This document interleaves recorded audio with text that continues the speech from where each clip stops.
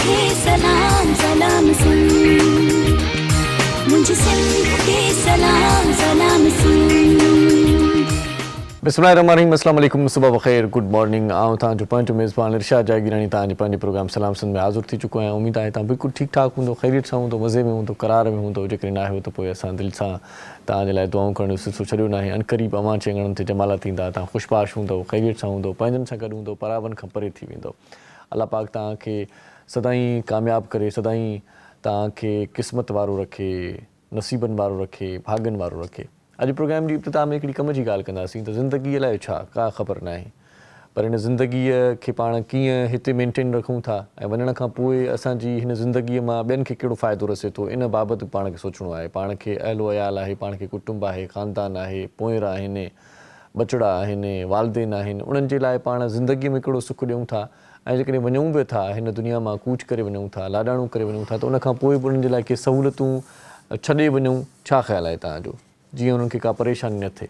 इन जे लाइ हिकिड़ी बहितरीनु ज़बरदस्त ॻाल्हि इहा आहे त EFU में तव्हां पॉलिसी रखो, उनखां पोइ वरी तव्हां पंहिंजी ज़िंदगीअ खे थोरो तब्दीली ॾिसंदो, तव्हां पंहिंजी ज़िंदगीअ खे मटियल ई ॾिसंदो।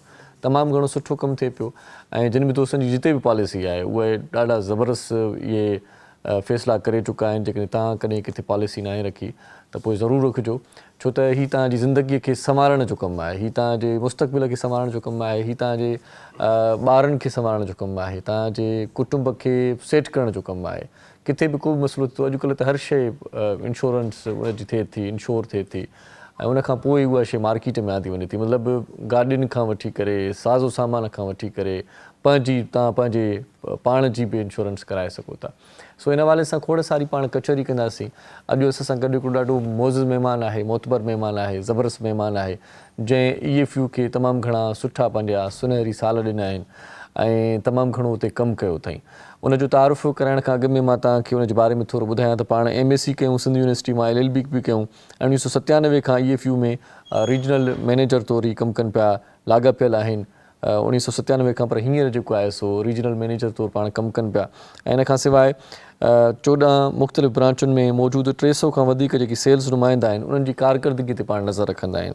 इंश्योरेंस इंडस्ट्री जेका आहे सा उनजे लाइ ख़ुशीअ जो सबबु आहे, ख़ुशीअ जो बाइस आहे ऐं हू पंहिंजे कम ते मुकमल यकीन रखनि था ऐं माण्हुनि सां मिलणु जुलणु ऐं उन्हनि सां कचहरी करण में बि लुत्फ़ अंदोज़ थींदा आहिनि। इंश्योरेंस पॉलिसी या जेकी बि इंश्योरेंस वारा दोस्त आहिनि हूअ बि ॾाढा ज़बरदस्त माण्हू थींदा आहिनि, ॻाल्हि ॿोल वारा माण्हू थींदा आहिनि ऐं हिक ॿिए सां ख़्यालनि जी वंड करण वारा माण्हू थींदा आहिनि। तव्हां सां किथे बि मिलंदा, तव्हां सां कचहरी कंदा ऐं कचहरी कंदे कंदे इहा कम जी ॻाल्हि ज़रूरु कंदा त तव्हां पॉलिसी रखो, इंश्योर पाण खे करायो, इंश्योरेंस करायो। सो अॼु असां वटि बि अहिड़ो ई ज़बरदस्त महिमान आहे जंहिंसां पाण खोड़ सारी इन मामले ते कचहरी कंदासीं, ख़ासि तौर ते EFU ते फोकस कंदासीं। त ॿिया बि खोड़ इदारा आहिनि, पॉलिसीज़ ॿियनि जॻहियुनि ते बि रखी सघिजे थी, पर EFU छो भला, छाजे करे उहा चूंड कजे? इन हवाले सां ज़बरदस्त असांजी कचहरी थियण वारी आहे। पाण EFU जा रीजनल मैनेजर आहिनि, असांजी ख़ुशबख़्ती अॼु असां गॾु आहिनि अब्दुल्ला घुमरो साहिबु, उनखे असीं भलीकार चऊं था। साईं कीअं आहियो, ठीकु आहियो? साईं अल्हम्दुलिल्लाह, अल्लाह जे एहसान। वॾी महिरबानी साईं, तव्हां असांजे प्रोग्राम में आहियो, लख थोरा तव्हांजा जी नवाज़िश। लख थोरा। हाणे मूंखे इहो ॿुधायो त EFU ते पाण पहिरियां ॻाल्हायूं त सभिनी खां अॻु में सिर्फ़ु मूंखे इहो ॿुधायो त EFU में पॉलिसी छो रखिजे, ॿियनि इदारनि खां इहो मुख़्तलिफ़ आहे, छो? सभ खां पहिरियां मां अव्हांजे हिन चैनल जो ऐं अव्हांजो स्पेशली मशकूर आहियां जो अव्हां हीउ मौक़ो फ़राहम कयो। सो अव्हांजो सुवालु आहे त EFU छो इम्पॉर्टेंट ॿिया इदारा, जेका माशी अॼुकल्ह गैर यकीनी वारी सूरत आहे उन में कीअं मदद करे सघे थी इहा इंश्योरेंस जी? हा, त हाणे असुलु बुनियादी शइ आहे त जेको ओवरऑल लाइफ इंश्योरेंस आहे, सही सही, लाइफ इंश्योरेंस जी जेका प्रॉपर डेफिनेशन आहे उहा compensation of the financial losses. सही, त जेके बि असांजा कस्टमर्स आहिनि जेके उन्हनि जा फाइनेंशियली लॉसिस थियनि था त उन वक़्तु असां पंहिंजी सर्विसिस प्रोवाइड कयूं पिया। ऐं तव्हां ॿियो सुवालु कयो हुन सां गॾोगॾु त EFU छो इम्पॉर्टेंट? सही सही।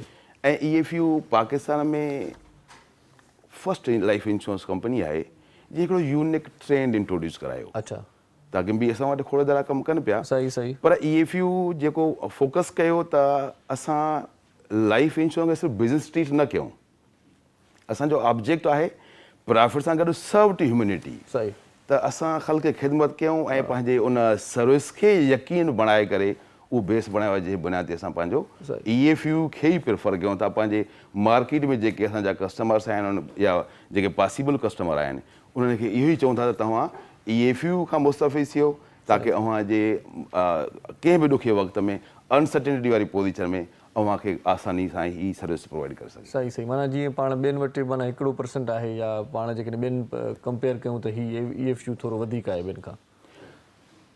यकीनन तव्हां वटि त असांजे मार्केट में त खोड़ सारी कंपनी ऑलरेडी कमु करे रहियूं आहिनि, पर EFU जो माना हिकिड़ो यूनिकनेस आहे, मुनफ़रद अंदाज़ आहे। यानी हिकु त जेका प्रोडक्ट इनोवेशन आहे कस्टमर चॉइस जे हवाले सां, असांजे कस्टमर जे डिमांड मुताबिक़, कस्टमर जे मिज़ाज मुताबिक़, कस्टमर जे सिचुएशन मुताबिक़ असां वक़्त ब वक़्तु जेके प्रोडक्ट इंट्रोड्यूस करायूं पिया, जंहिंजे करे उन बुनियाद ते असांखे मार्केट जो रिस्पॉन्स वधीक मिले पियो। सही सही, माना बतौर लीडर इंश्योरेंस जे लीडिंग इंश्योरेंस कंपनी आहे पाकिस्तान। सिंधीअ में सोली ॻाल्हायूं त लीडर आहे, लीडर आहे, सभिनी खां लीड करे पई त ॾाढी ज़बरदस्त ॻाल्हि आहे। माण्हुनि जो एतमाद आहे EFU ते। यकीनन बिज़नेस एतमाद जो ई आहे। सही सही, जो एतमाद खे जेका शइ बिल्ड कंदी आहे उहा सर्विस कंदी आहे। सही सही, यानी जेको कस्टमर ऐं कंपनी जो यानी कंपनी जे नुमाइंदे जो जेको रिलेशनशिप आहे उहो ई एक्चुअली माना एतमाद खे बिल्ड कंदो आहे। अच्छा, मूंखे इहो ॿुधायो त पॉलिसी कहिड़ी उमिरि में रखिजे, कॾहिं बि रखी सघिजे थी, सभिनी जी रखी सघिजे थी, पंहिंजे समूरे कुटुंब जी रखी सघिजे थी, थोरो खुली करे ॿुधायो। हा, ज़बरदस्त सुवालु कयो आहे। त पॉलिसी जो लाइ एज जी आहे त जेको न्यूली बॉर्न आहे उहो बि पॉलिसी उन लाइ वठी सघिजे थी पई। अच्छा, उनजी तालीम लाइ, उनजी शादी उनजी तालीम यानी फ्यूचर जे हवाले सां। ऐं जेको आहे असां वटि एलिजिबिलिटी हूंदी आहे, जेको डायरेक्ट पंहिंजे नाले सां पॉलिसी जेको मनसूब करे थो उनजी एलिजिबिलिटी आहे 18 ईयर्स। 18 ईयर्स एंड अबव, यानी मैक्सिमम 65 ईयर्स ताईं असांजो माण्हू एलिजिबल हूंदो आहे पॉलिसी खे परचेस करण लाइ। सही सही सही, माना तव्हां कहिड़े क़िस्म जूं शयूं प्रोवाइड कयो था जेकॾहिं पॉलिसी रखे त कहिड़ियूं सहूलियतूं आहिनि? हाणे असां वटि यानी मल्टीपल प्रोडक्ट्स आहिनि। उर्दू में मसनूआत चऊं पाण। हा जी, हा, मसनूआत बल्कि असां प्रोडक्ट्स चवंदा आहियूं यकीनन। त असां वटि एजुकेशन जे हवाले सां, मैरिज जे हवाले सां, पेंशन जे हवाले सां या उन सां गॾोगॾु डिफरेंट सेविंग्स जा, यानी हूअं त 18 प्रोडक्ट्स आहिनि, पर जेके मोस्ट जेके सेलर जेके प्रोडक्ट्स आहिनि असांजा एजुकेशन, मैरिज ऐं हिकिड़ो ॿियो असांजो सेविंग प्रोग्राम आहे। अच्छा अच्छा, तव्हां पाण माना हाणे रीजनल मैनेजर बि आहियो माशाल्लाह, तव्हां कीअं था ॾिसो त EFU गुज़िरियल जेके कारकर्दगी आहे हाणे ईंदड़ कारकर्दगी में 5 सालनि में किथे ॾिसंदो? हा, असांजो जेको यानी डे वन खां हिकिड़ो EFU जो ट्रेंड रहियो आहे, बिज़नेस ट्रेंड रहियो आहे, हमेशह हुन पंहिंजी ग्रोथ छो कई आहे। छो जो असां वटि जेका प्रोडक्ट जी जेका जिदत आहे सही, इहा पब्लिक खे मार्केट में माण्हुनि खे अटैक थी करे पई, जंहिंजे करे असां वटि उहा शइ उन ते असां बिलीव रखूं था पिया। ॿियो जेका कम जी शइ आहे उहा मोस्ट इम्पोर्टेंट शइ उहा इहा आहे त असांजो ट्रेड फील्ड फोर्स आहे जेको एक्चुअली कमाल हुनजो आहे। जेको असां वधि खां वधि फोकस कंदा आहियूं पंहिंजे फील्ड फोर्स खे असां ट्रेनिंग्स ॾियूं ताकी हू मार्केट में पंहिंजे मैसेज खे प्रॉपर वे में यानी हू कम्युनिकेट करे। ऐं इन जे तवसत सां असांखे यकीन आहे त असांजा जेके अचण वारा 5 साल आहिनि उहे रियल अमेज़िंग हूंदा। वाह वाह, उहे माना काराइता हूंदा, कम वारा हूंदा ऐं लाभ वारा हूंदा। अच्छा, हिकिड़ी ॿी ॻाल्हि पाण वटि अक्सर ज़हनी फतूर हूंदो आहे त पॉलिसी त रखिजी वई, पर उन खां पोइ ख़ुदा न ख़ास्ता डेथ थी वञे या माण्हू वञे थो हलियो, या जॾहिं पॉलिसी वठण जो वरी वारो ईंदो आहे त पोइ थोरा प्रॉब्लम्स थींदा आहिनि। हाणे त मां सम्झां थो ऑनलाइन सॼो सिस्टम आहे, मैसेजिस बि अची वेंदा आहिनि, जेका किस्त PRB बि आहे, इहो सॼो जेको ज़हन में आहे माण्हुनि जे खाको, इहो थोरो क्लियर कजो त वाक़ई इहे प्रॉब्लम्स ॿियनि इदारनि खां EFU में न आहिनि। यकीनन इहा ॻाल्हि मुंहिंजे ख़्याल में घणी हाणे पुराणी थी चुकी आहे। अॼु जो हिन वक़्तु टेक्नोलॉजी जो दौरु आहे, ॾाढो कम्युनिकेशन ईज़ी थी वई आहे ऐं असां पंहिंजे कस्टमर खे जेका वाइब्रेशन जेका पास्ट में ॿुधाई वञे पई, अल्हम्दुलिल्लाह असां वटि ॾाढो ईज़ी वे में क्लेम सेटलमेंट थींदी आहे। ऐं आउं त 26 ईयर्स खां हिन शइ खे जेको डील कंदो अचां पियो त मूंखे अॼु ताईं को एसच को वाक़ियो न आयो आहे। हा, पॉसिबिलिटी आहे 1% त रखी सघूं था माना इन क़िस्म जी शइ, बाक़ी अल्हम्दुलिल्लाह ज़बरदस्त क़िस्म सां पंहिंजा पाण बि त संभाले वञे न डॉक्यूमेंट्स पंहिंजा जेकी किस्तूं प्यारे थो या ॿिया टिया मसइला, त पोइ पोइरनि खे थोरी तकलीफ़ थिए थी। तकलीफ़ असांजे किथे न किथे ऑब्जेक्शन लॻी वेंदो आहे न, बाबा हीअ शइ खुटल आहे, हीअ कागज़ खुटल आहे, मतिलबु मसइलो थी वेंदो। उहो रिक्वायरमेंट एडवांस असां पंहिंजे जेके उनजा लवाहिकीन हूंदा आहिनि उन्हनि खे कन्वे कंदा आहियूं त ही रिक्वायरमेंट आहिनि ताकी तव्हांखे सुभाणे यानी वाइब्रेशन यानी या का मुश्किलात खे मुंहुं न ॾियणो पवे सही। पोइ असांजो माण्हू बाक़ाइदा पाबंदी सां उन सां कनेक्ट हूंदो आहे जेसीं ताईं क्लेम सेटल थींदो तेसीं उन जी फैमिली सां कनेक्ट हूंदो आहे माशाल्लाह, ऐं जेको एक्चुअली हिन दौर में असांखे इंश्योरेंस जे हवाले सां जेको माण्हुनि खे ज़रूरत आहे उहा इन ई शइ जी आहे त असांजे यानी at the time of death parents सां जेको एटीट्यूड आहे उहो केतिरो शनाइतो हुजणो खपे सही सही सही उन में अल्हम्दुलिल्लाह असां बहितर उन शइ खे सर्व कयूं पिया पाण अॼु उहे ॻाल्हियूं कंदासीं जेके आम माण्हू जे ज़हन में ॻाल्हियूं हूंदियूं आहिनि हाणे मूंखे इहो ॿुधायो त हिकिड़ो माण्हू आहे जेको तव्हांजी ई एफ यू जो आहे मिसाल तौरु असां खां पॉलिसी वठे थो ऐं रखे थो वरी उहो ई एफ यू छॾे थो वञे त पोइ बि असांखे त को उल्को न हूंदो नी असांखे त का परेशानी न हूंदी न ऐं पहिरियां जी ॻाल्हि कई जेको असां वटि जेको सिस्टम आहे इहो ई सिस्टम जेको शायदि अॻु में असां वटि इंट्रोड्यूस न थियो त जेकॾहिं असांजो को बि नुमाइंदो स्विच करे थो पियो या छॾे वञे पियो त उन माण्हूअ जे लाइ माना असांजे कस्टमर त कंपनी जी प्रॉपर्टी आहे सही सही असां हुनखे इमीडिएट पंहिंजो ॿियो माण्हू असाइन कंदा आहियूं ताकी असांजे माण्हू खे सर्विस गैप न पैदा थिए सही सही हा उनजे करे उनखे असांजो ॿियो माण्हू सर्विस ॾींदो आहे जंहिंजे करे उनखे दुश्वारी कंहिं बि फेस न करिणो पवंदो सही जॉइन कंदो त वरी पोइ सॼो मामिलो सेट थी वेंदो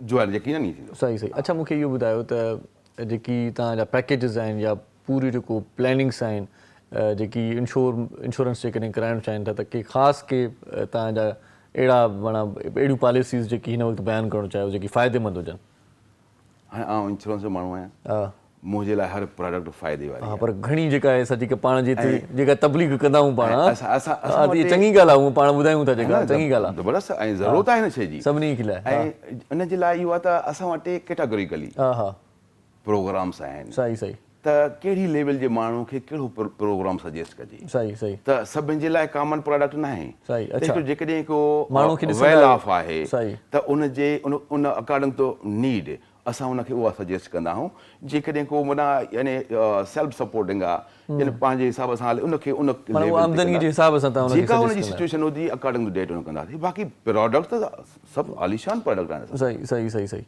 अच्छा मूंखे इहो ॿुधायो त केतिरे खां भला स्टार्ट वठी सघे थी पॉलिसीअ जी माना को रखाइणु चाहे त केतिरो अमाउंट हुजे त पहिरियां रखी सघे थी स्टार्ट माना इनिशियली किथां स्टार्ट वठी असां इन शइ में बि यकीन रखूं था त असां पंहिंजे हिन मुआशिरे में नंढी खां वॾी लेवल जो माण्हू खे बि शामिल कयो वॾो त यकीन थी सघे थो सही सही माना नंढी लेवल जो माण्हू आहे असां उनखे बि शामिल कयूं असां पोरियत बची सघे थो पोरियत बची सघे सही सही सही हिकिड़ो माण्हू जेकॾहिं डेली 100 सेव करे थो माना को पेजारो ऐं पराठो वारो वरी गॾे गाॾे वारो बि अची सघे थो पंधु वारो बि अची सघे थो साइकिल वारो बि अची माना सभई हिन मां फ़ाइदो वठी सघनि था ऐं सभिनी जे लाइ यानी कैटेगोरिकली प्रोग्राम आहिनि जंहिंमें हू उन खां मुस्तफ़ी थी सघनि था पिया 100 जेकॾहिं पर डे सेव करे थो हिकिड़ो माण्हू त असां चवंदा आहियूं त जेके तव्हां 100 सेव था कन्वर्ट करे सघो थाउज़ेंड्स में जेकॾहिं थाउज़ेंड्स कयो था लैक्स में कन्वर्ट करे सघो था जेके लैक्स त मिलियंस में कन्वर्ट करे सघो था यानी ही इंश्योरेंस इंडस्ट्री इहो माना माण्हू खे प्रोवाइड करे सघे थी जेका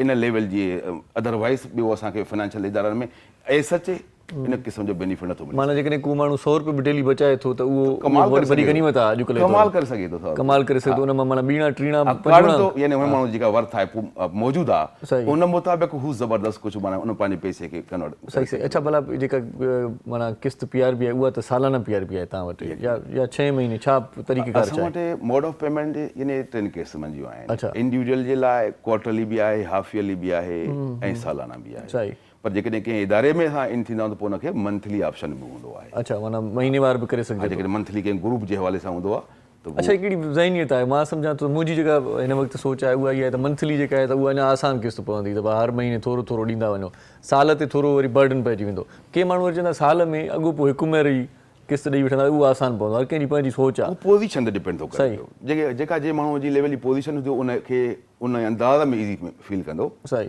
ऑलमोस्ट चवंदा असांखां तव्हां सालाना वठो असांखे बादरेशन न थिए जीअं बार बार त इहो त वधीक पोइ हर माण्हू जी सोच वेरी थी करे पई अकॉर्डिंग दैट हू उन हिसाब सां उनखे मैनेज करे थो अच्छा वरी इहा बि ॻाल्हि ॿुधायो जेका ॾाढी ज़बरदस्त कम जी ॻाल्हि आहे जेका साईंअ खां वरी पुछा कंदासीं जेको मूं ॿुधो आहे तव्हां जेकॾहिं हिकिड़ी किस्त पीआरे थो ऐं पॉलिसी रखी था वठो ख़ुदा न ख़ासि त तव्हांखे कुझु थी थो वञे ऐं तव्हां नथा रहो त पोइ बि पोइ तव्हांजा पूरो माना पूरी पॉलिसी क्लेम कंदा ऐं पूरा पैसा वठंदा माना हिकु ॾींहुं अॻु में ई जेकॾहिं महीनो खनि पहिरियां पॉलिसी रखिया तॾहिं बि क्लेम थींदो एक्ज़ैक्टली असां वटि हिकिड़ो तरीक़ेकार आहे त जॾहिं असांजे कंहिं बि क्लाइंट जो प्रपोज़ल सबमिट थींदो आहे सही ऐं उनजो जेके फॉर्मेलिटी या प्रोसेस हूंदो आहे इश्योरेंस प्रोसेस हूंदो आहे सही यानी पॉलिसी फाइनलाइज़ थी वई सही फाइनलाइज़ थियण खां पोइ जेकॾहिं हू इमीडिएट बि डेथ थो करे त असांजो इदारो रिस्पॉन्सिबल आहे उनजे लवाहिकीन खे क्लेम पे कंदो। सही सही। अच्छा, पोइ इन में वरी हिकिड़ी ॿी ॻाल्हि बि अची वञे थी, पाण अॼु EFU जे हवाले सां ज़बरदस्त कचहरी कयूं पिया ऐं तव्हांखे मुकमल ॼाण ॾींदासीं त जीअं तव्हां पॉलिसी किथे बि रखाइणु चाहियो था त सभ खां पहिरियां तव्हांजे ज़हन में EFU हुजे। अच्छा, पोइ ईअं बि थींदो आहे त के माण्हू बीमार हुजनि, के ठीकु न हुजनि ऐं पॉलिसी रखाए वठनि, ईअं बि त पोइ तव्हांजी डॉक्टरनि जी टीम त आहे न पूरी प्रॉपर, ईअं न त सुभाणे डॉक्टर चइबो आहे 6 महीननि जो महिमान ऐं उहो वरी पॉलिसी रखी वठे, माना इहो चालाकी करे। अहिड़े तरीक़े जो कुझु आहे तव्हां वटि को, माना जीअं छंड छाण ते ख़बर पवे? असां इन हवाले सां बि प्रोडक्ट जेको अवां पहिरियां अर्ज़ु कयो त कैटेगोरिकली प्रोडक्ट्स आहिनि त जेकॾहिं वाक़ई यानी health J point of view खां सब स्टैंडर्ड आहे त उन जे लाइ अलॻि उहो प्लान आहे, उहो आहे, माना उन जे लाइ अलॻि माना एग्ज़ैक्टली। त असां चवंदा जेको माण्हू हेल्थ इलनेस आहे त उन माण्हू खे बि असां प्रोटेक्ट करे सघूं था। इहा ज़बरदस्त ॻाल्हि कई आहे तव्हां, त माना उनखे बि सहूलियत आहे, उहो बि पॉलिसी रखी, उहो बि अवेल करे सघे थो न। सही सही सही सही। ऐं बाक़ी जेको फिट आहे उन जे लाइ जेकॾहिं असांजो सब्जेक्ट रिस्क कवर सही उन जी बुनियाद ते असां उनजी मेडिकल अक्वायर कंदा आहियूं ऐं मेडिकल क्लियर हूंदी आहे त उनखे पॉलिसी खे असां इन्फोर्स। सही सही। माना पॉलिसी कहिड़ी बि उमिरि में रखी सघे थी, माना जेकॾहिं 18 to 65 18 to 65 ताईं। अच्छा, माना एलिजिबिलिटी इहा आहे, 65 साल खां पोइ हूअं ई चवंदा त अलाए अलाह ख़ैरु करे, ग्रेस पीरियड आहे, ग्रेस पीरियड आहे, उहो बोनस लाइफ आहे। पर उन खां पोइ माना उनजा पोयरनि जे नाले सां रखाए सघे थो, पंहिंजे जेकी वारिस आहिनि, नंढा ॿार अथसि उनजे नाले सां रखाए सघे थो, त उहे पाण वरी किस्तूं पियारींदा वेंदा। यकीनन इंश्योरेंस सचमुच अहिड़ो ख़ूबसूरत रिश्तो आहे। ही जेके दुनिया जा रिश्ता जेके असांजे बेफ़ामदे में पाबंद आहिनि एतिरो साथ नथा निभाए सघनि सही जेतिरो साथ इंश्योरेंस निभाए थी पई। सही सही। ऐं आउं चवंदो आहियां त ही बहितरीनु रिश्तो आहे ऐं इन रिश्ते खे सां जेतिरो वेझो ओतिरो बेनिफिट हूंदो। जेकॾहिं हू अलाइव आहे उनखे सपोर्ट करे ऐं जेकॾहिं हू ज़िंदगी साथ छॾे थी ॾिए पई उन सूरत में बि उनजी फैमिली खे सपोर्ट करे, यानी आलीशान रिश्तो इहो थियो न। सही सही।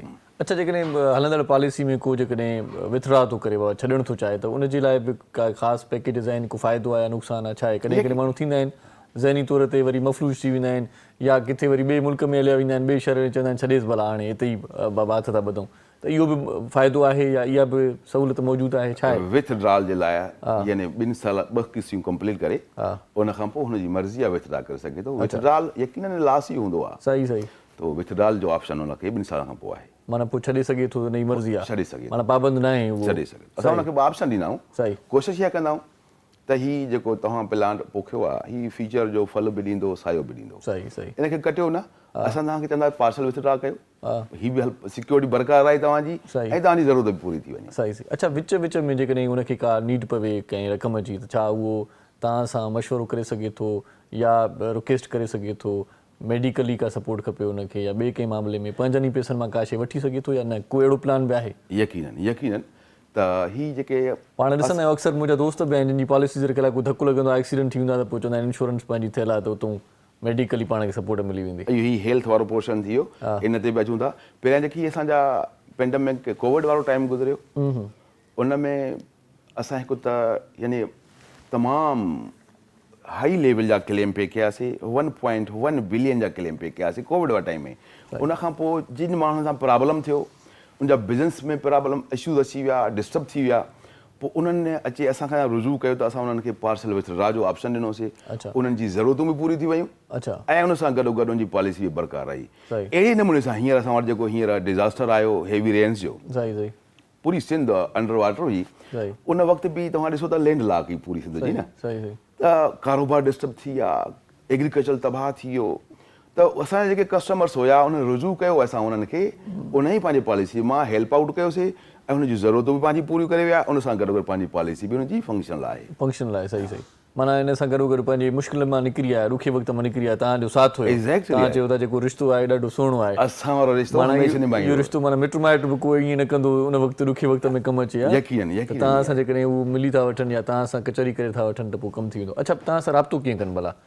असां वटि राब्ते करण जे लाइ त अॼु त टोटली टेक्नोलॉजी दौरु आहे, ॾाढो सवलो आहे। जेकॾहिं डायरेक्ट असांजी कंपनी सां राब्तो कंदा त कैपिटल में लाइफ लिखी 9898 ते राब्तो कनि। उन खां अलावा असांजो ऑफिशियली फेसबुक पेज आहे, उनखे अलावा इंस्टाग्राम ट्विटर सभु यानी जेके बि असांजा यूट्यूब आहे सही उनजे थ्रू ऐं उन सां गॾोगॾु ॿियो असांखे आहे adviseme.eflife.com अच्छा ते बि राब्तो करे सघो था थ्रू ईमेल जे तव्हांखे असां मशवरो ॾेई सघूं था ताकी तव्हां तव्हांजे लाइ कहिड़ी प्लान सूटेबल सही हाणे भला आख़िर में वेंदे वेंदे पंहिंजे असांजे नाज़रीन जे लाइ को पैगाम ॾियणु चाहियो EFU तरफ़ां या पंहिंजे तरफ़ां यकीनन शानदार पैगाम उन्हनि जे लाइ माना आउं त इहो ई चवणु चाहींदुसि त असांजे हिन मुल्क जे जेको सिचुएशन खे मद्देनज़र रखी करे त असांजी वेलफेयर स्टेट न आहे सही जो असांजी पब्लिक खे यानी हर एंगल में सपोर्ट करे त अव्हां जेकॾहिं पंहिंजी बहितरी जे लाइ ऐं पंहिंजी लाइफ खे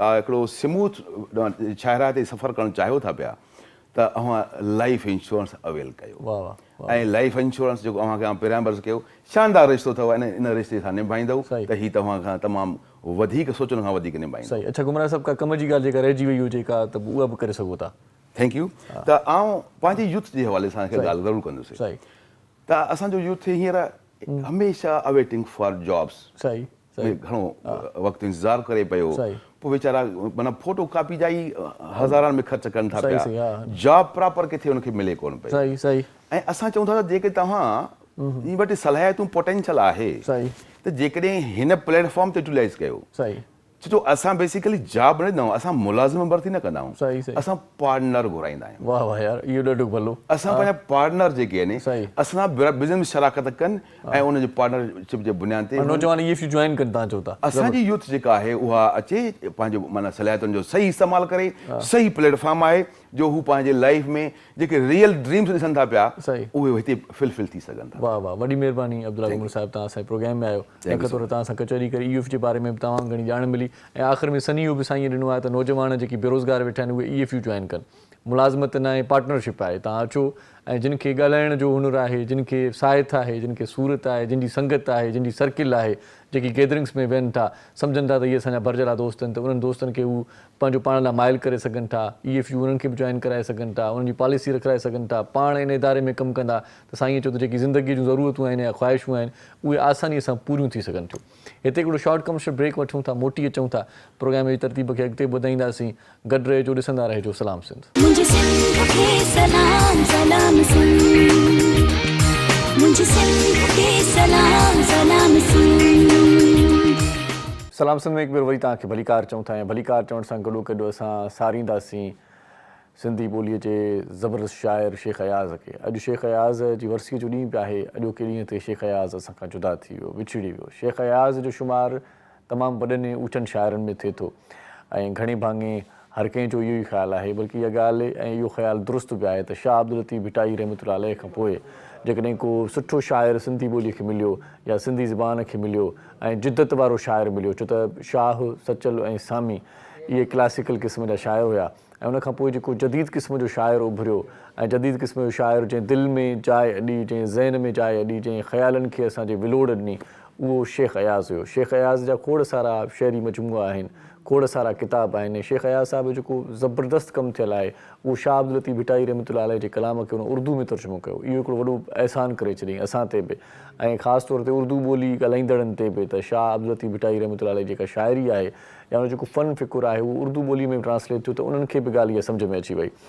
शेख अयाज़ तमामु वॾो शाइर हुयो हाणे उनजी शाइरी चऊं त खोड़ सारा इस्म आहिनि खोड़ सारा ख़्याल आहिनि खोड़ सारा ॿोल आहिनि आउं तव्हांखे ॿुधाईंदुसि त उहे तव्हांजे ज़हननि में शायदि जल्दी घर न करे वठनि पर शेख अयाज़ जी हिकिड़ी ख़ासियत इहा बि हुई त हू अवामी रंग अवामी ख़्याल ऐं अवाम जी दिलनि जो बि शाइर रहियो आहे तव्हांखे उनजा खोड़ सारा इस्म आउं ॻणाए सघां थो जेकी तव्हां हूअं ॿुधंदा आहियो पर तव्हांखे शायदि ख़बर न हुजे त इहे कलाम शेख अयाज़ जा आहिनि पाण कल्चरल डेज़ में या हूअं बि पाण हिकिड़ो ज़बरदस्त कलाम ॿुधंदा आहियूं जेको अयूब जे आमरीती दौर में शेख अयाज़ साहिबु लिखियो हुयो ऐं उन वक़्त में इहो कलाम लिखणु हिकिड़ी वॾी ज़रूरत हुई त सहंदो केरु मयार हो यार सहंदो केरु मयार हो यार सिंधड़ीअ ते सिर केरु न ॾींदो सहंदो केरु मयार हो यार जेको तमामु घणो उस्ताद अब्दुल गफ़ूर बि ॻायो हुयो ऐं उनखां पोइ वरी जी ज़रीना बलोच ॻायो खोड़ सारनि फ़नकारनि अॼु ताईं उहे इन कलाम खे ॻाईंदा रहनि था वरजाईंदा रहनि था इहो कलाम तमामु घणो उन्हनि जो फेमस आहे मशहूरु आहे इन खां सवाइ पाण उहे कलाम अॼु तव्हांखे ॿुधायां थो जेके शेख अयाज़ जा कलाम तव्हां ॿुधा आहिनि जेकी तव्हांजे ज़हन ते आहिनि जेकी तव्हांखे जल्दी क्लिक करण वारा आहिनि उहे तव्हांखे ॿुधाईंदुसि त शेख अयाज़ उहो शाइर आहे जंहिंजी अॼु वरसी आहे सखी पिया खे मिली त चइजांइ चांदनी तो सिवा न थींदी, अची त मुंहिंजी उमास में आहे, छो त ॿी का राति कोन थींदी।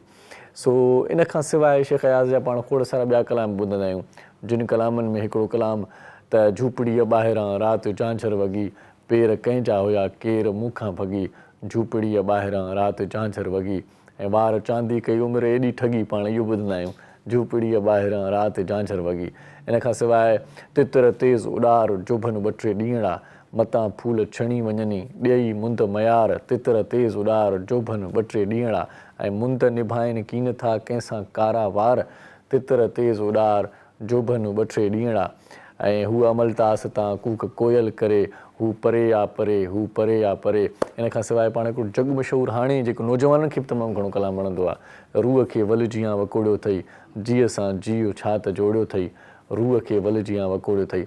शेख अयाज़ जी बेशुमार शाइरी आहे जेका हर फ़नकार हर प्रोग्राम में तक़रीबन ॻाईंदो रहंदो आहे।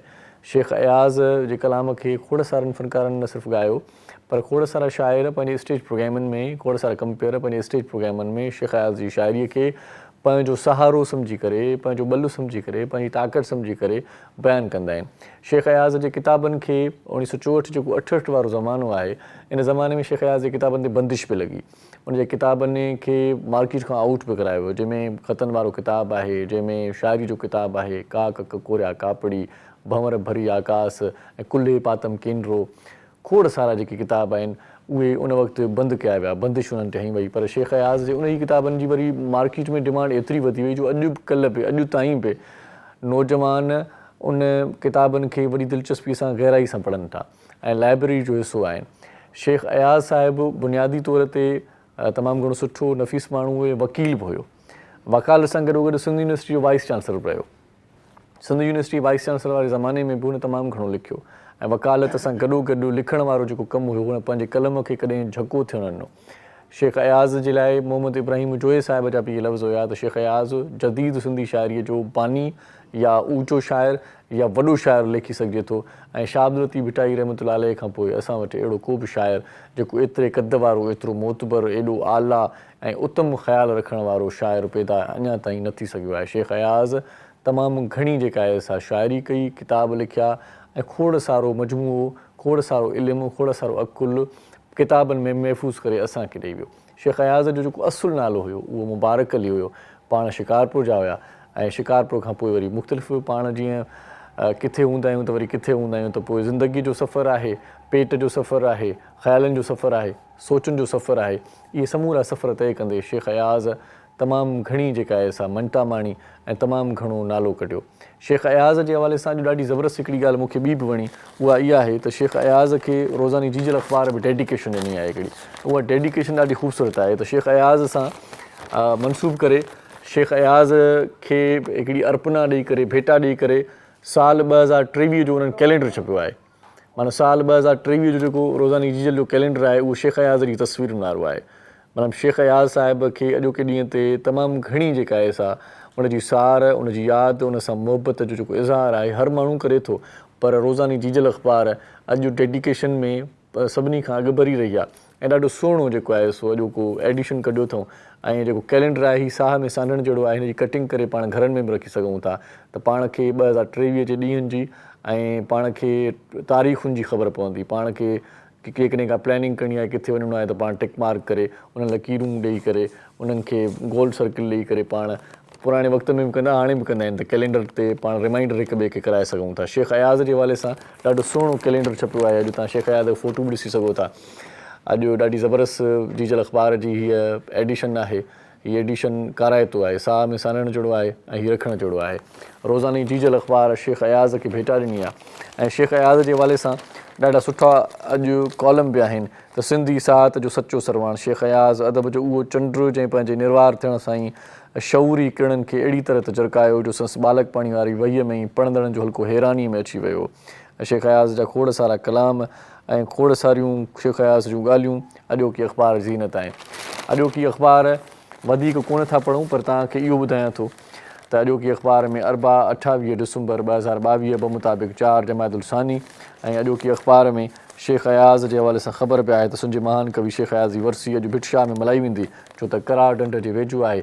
भिटाईअ सां शेख अयाज़ जी तमामु घणी उनसियत मोहबत हुई। ऐं मज़े जी ॻाल्हि तव्हांखे ॿुधायां त शेख अयाज़ जे मजमूई किताबनि जा जेकी नाला आहिनि उहे भिटाईअ जे बेतनि मां खयां विया आहिनि। भिटाईअ सां उनजो तमामु घणो लॻाव आहे, हिकिड़ो सिलसिलो आहे ऐं हिकिड़ी मोहबत आहे शेख अयाज़ जी भिटाई सां। ऐं पाण पंहिंजे ई जेको आहे सो मोहबत जो इज़हार इहो बि कयूं जो आख़िरी जेका आरामगाह आहे उहा बि भिटाई सरकार जे वेझो ई आहे, करार ढंढ जे कप ते शेख अयाज़ मदफून आहे। अॼु उते हाज़िरी बि लॻंदी, अदीब शाइर वञी करे गुलनि जी वर्खा कंदा, चादर चाढ़ींदा ऐं दुआ बि घुरंदा। शेख अयाज़ खे डेडिकेशन ॾियण सां गॾोगॾु अॻिते पाण वधूं था ऐं अॼु तव्हांखे शेख फैसल ॾे वठी वञूं था, जीअं पाण कॾहिं कॾहिं वठी वेंदा आहियूं। ताहिरी ठाही अथई, ॾाढी ज़बरदस्त ठाहे थो पियो, ज़बरदस्त आहे। ऐं मसाको मसाला जी जेकॾहिं पाण ॻाल्हि कयूं त उहो ॾाढो ज़बरदस्त आहे। उन में ठहियल शयूं ॾाढियूं ज़बरदस्त हूंदियूं आहिनि, ज़ाइक़ेदार हूंदियूं आहिनि, ख़ुशबूदार हूंदियूं आहिनि, मज़ेदार हूंदियूं आहिनि। मसाको पाउडर मार्केट में मौजूदु आहे, वठी छॾियो, खाधनि में विझंदो त माण्हू तव्हांखां पुछा कंदा त हीअ कीअं पचाया अथव, छा राज़ आहे, आङुरियुनि में एॾी शीरी, हथ में एॾी शीरी, चकर छा आहे। सो मसाको मसाला में अॼु चिकन वेजिटेबल सूप तयारु करे थो। इहो ॾिसूं था, मोटी अचूं था त पोइ प्रोग्राम जी तरतीब खे अॻिते वधायूं था। अस्सलाम वालेकुम नाज़रीन, मां आहियां शेफ फैसल। तव्हां ॾिसो पिया कुकिंग शो। उमेद आहे सभु ख़ैरियत सां हूंदा। मज़ेदार रेसिपीज़ तव्हांजे लाइ खणी ईंदा आहियूं, मौसम जे हिसाब सां, तव्हांजी फरमाइशुनि जे हिसाब सां तमामु बहितरीनु खाधा, तमामु बहितरीनु रेसिपीज़ ठाहिनि पियूं। ऐं इहे रेसिपीज़ जॾहिं असां ठाहींदा आहियूं, हिन में किथे न किथे असांखे मसाको चिकन पाउडर जी ज़रूरत पवंदी आहे। त मसाको चिकन पाउडर घर में हुजणु ज़रूरी आहे। मसाको चिकन पाउडर तमामु बहितरीनु पाउडर आहे। हीअ चिकन पाउडर साशे में दस्तियाबु आहे। मसाको हे मार्केट मां वठी सघो था ऐं तक़रीबन 30 खां 40 रुपए जो ही साशे, जिते असां 2 चिकन क्यूब इस्तेमालु कंदा आहियूं हुते ही पूरो साशे विझंदव।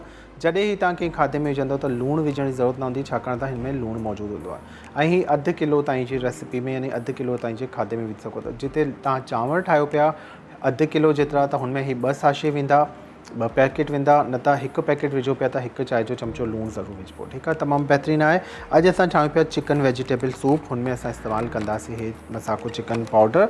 बिज़ मुत्तफ़िक़ ही तमामु बहितरीनु कस्टर्ड आहे, टर्की जो ब्रांड आहे, टर्किश ब्रांड आहे। ऐं तुर्की जो ब्रांड हिते पाकिस्तान में ही ठहे पियो। तमामु बहितरीनु ही जेको आहे कस्टर्ड पाउडर आहे, 3 फ्लेवर में आहे, स्ट्रॉबेरी, वनीला, चॉकलेट फ्लेवर तमामु बहितरीनु आहे। ऐं ही बि 2 फ्लेवर तमामु सुठा आहिनि, लेकिन चॉकलेट पहिरीं दफ़ा कस्टर्ड आयो आहे, इनखे ज़रूरु ट्राई कजो। ॿारनि जे लाइ काफ़ी सारी रेसिपीज़ तव्हांखे हिन जी ठाहिणु सेखारियूं बिज़ मुत्तफ़िक़ जी। ठीकु आहे, अॼु की रेसिपी छा ठहे पई, गुड़ जी ताहरी ठाहियूं पिया। इन गुड़ जा मिठा वारा चांवर जेको सियारे में ज़रूरु ऐं रोज़ ई तक़रीबन घरनि में ठहंदा आहिनि, उहो ठाहिणु सेखारियां पियो थोरो नए स्टाइल में।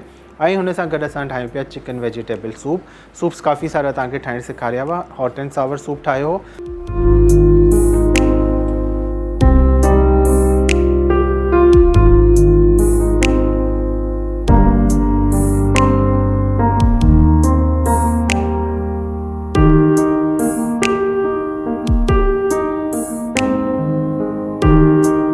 मसाको मसाला में ठहियल शयूं ॾाढियूं ज़बरदस्त थींदियूं आहिनि ऐं जल्दी में पाण इहे रेसिपीज़ ॾिसी वरितियूंसीं त कीअं थियूं ठहनि। अधीन भेनरुनि लाइ हीउ सेगमेंट ॾाढो काराइतो हूंदो आहे। ख़ासि तौर ते हिन प्रोग्राम खे जेके इहे लंबा हूंदा आहिनि न, इहे अधियूं शौक़ सां ॾिसंदियूं आहिनि त छा थो तयारु करे असांजो शेफ फैसल। सो मसाको मसाला तव्हां वठो, उन में ठहियल शयूं मज़ेदार थींदियूं, ज़ाइक़ेदार थींदियूं, माण्हू तव्हांखां पुछंदा। हाणे प्रोग्राम जी तरतीब खे पाण अॻिते वधायूं था। अॼु प्रोग्राम थोरो नए क़िस्म जो डिफरेंट तव्हांखे लॻंदो त तरतीब हेॾे होॾे थियल आहे, पर असां उनखे बि समोए वठंदासीं। असां उनखे बि पंहिंजे जेका गिरफ़्त आहे, पंहिंजी जेको पंहिंजो पैरामीटर आहे, पंहिंजी जेका तरतीब आहे, या पंहिंजो सांचो जेको आहे प्रोग्राम जो, उन में पाण उनखे रखी वठंदासीं। प्रोग्राम खे अॻिते वधाइण में हाणे वरी तव्हांखे ॿुधायां त जेके मौज़ महिमान आहिनि उहे किथां जा आहिनि, छा कंदा आहिनि, उनजो तारुफ़ पहिरियां थींदो। सभ खां पहिरियां जेका मौज़ शख़्सियत असां सां गॾु आहे उहा सोशलिस्ट बि आहे ऐं वुमेन कमीशन जी मेंबर बि आहे। सो वुमेन कमीशन जो कहिड़ो कमु आहे, उहो छा कंदी आहे, कहिड़ी किरत आहे, औरतुनि जी भलाई, उन औरतुनि जे लाइ उन हिन वक़्त ताईं कहिड़ो कारनामो, कहिड़ी कारस्तानी कई आहे, जो वुमेन कमीशन जो हिकिड़ो नाव आहे, हिकिड़ो नालो आहे, हिकिड़ो चर्चो आहे। इन वारे सां वॾी अहम डिस्कशन उन सां थींदी। असां दरख़्शां स्वाले खे असीं भलीकार चऊं था। अस्सलाम वालेकुम। वालेकुम अस्सलाम। कैसी हैं? ठीक हैं आप? अल्हम्दुलिल्लाह ठीक ठाक। आप बहुत शुक्रिया जी, आप हमारे प्रोग्राम में तशरीफ़ लाई। इन खां सवाइ जेका ॿी मौज़ूद शख़्सियत आहे उहा हैंडीक्राफ्ट जे हवाले सां तमामु घणी उनखे ॼाण आहे।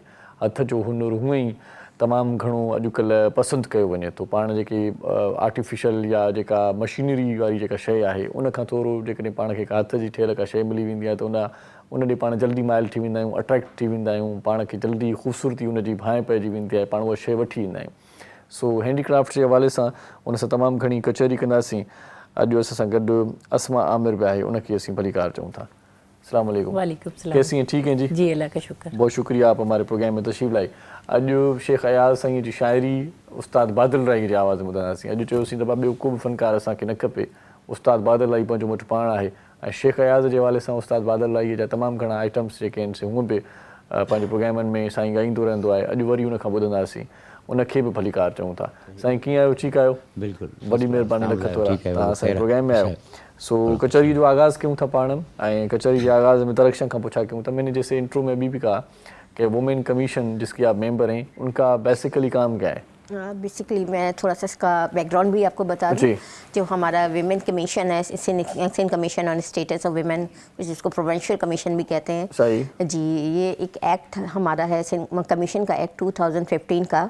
उसके तहत जो है सितंबर 2017 में एग्जिट हुआ, और डायरेक्ट जो है हम लोग CM के अंडर हमारा वर्किंग होती है। मोस्टली जो मिशन और विजन है कमीशन के वो हैं मॉनिटरिंग, पॉलिसी मेकिंग और लॉ रिव्यूज़। उसके अलावा जो है बेसिक हम जो काम कर रहे हैं विमेन एम्पावरमेंट के लिए काम कर रहे हैं। और जो मेन एक टास्क है हमारा कमीशन का, विमेन कमीशन का, वो ये है कि हम सिंध को विमेन फ्रेंडली डिस्ट्रिक्ट बनाना चाह रहे हैं। जहाँ पे ख़वातीन की मूवमेंट बहुत आराम से हो, इजीली वो एक जगह से दूसरी जगह मूव कर सकें, अपने कामों में उनको आज़ादी हो, जो है जो वो बात करना चाहे हक के राय की भी उनको आज़ादी हो, अपना प्रोफेशन चूज़ करने की आज़ादी हो, एजुकेशन हो उनको पास हो, हेल्थ की फैसिलिटीज़ हो। तो उन सारे को वर्किंग को हम लोग देख रहे हैं और उनके लिए काम कर रहे हैं। इसके लिए हमारे पास जो है हमने बहुत सी कमेटीज़ बनाई हुई हैं जो डिफरेंट काम कर रही हैं। इसमें लॉ कमेटी है, हेल्थ कमेटी है, एजुकेशन की कमेटी है।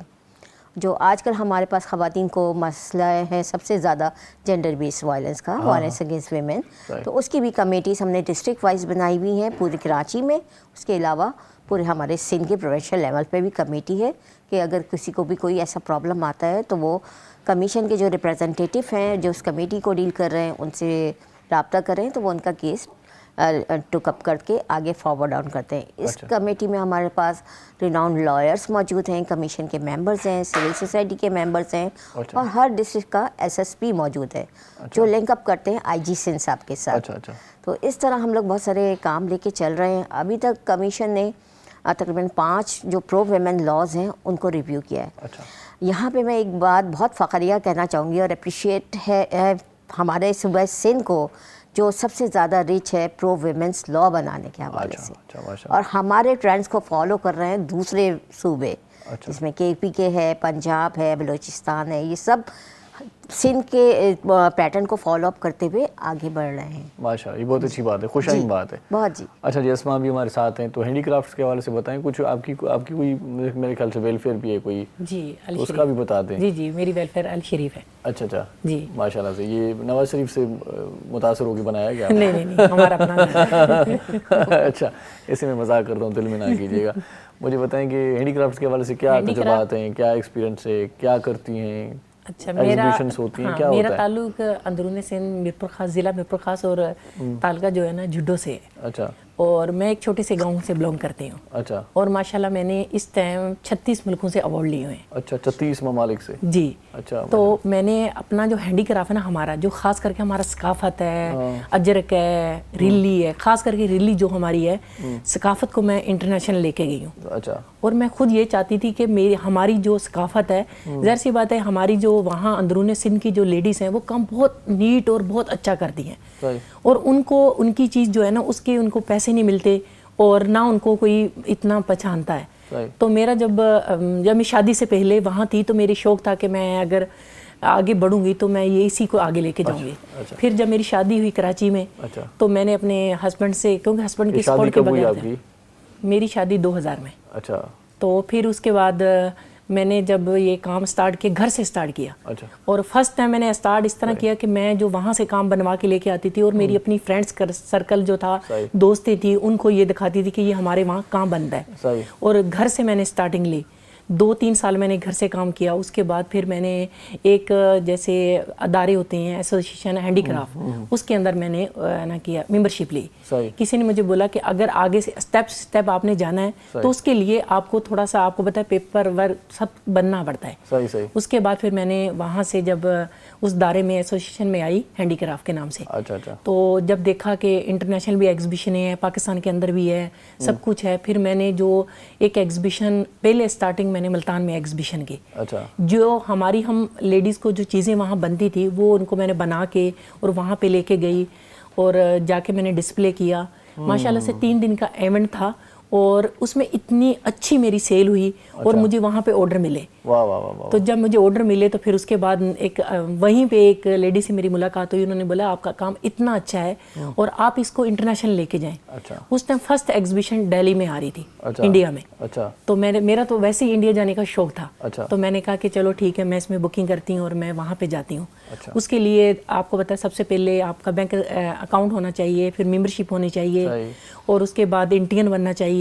जो कागज़ का रूलिंग थी और बहुत कम, मतलब जिन औरतों को पता नहीं है कि ये कैसे होगा, तो उनके लिए ये है कि ये बहुत सारे मतलब पैसे इसके लिए ज़रूरत नहीं पड़ती। अच्छा। सिर्फ आपको गाइडलाइन देने वाला बंदा है और काम आसानी से हो जाता है।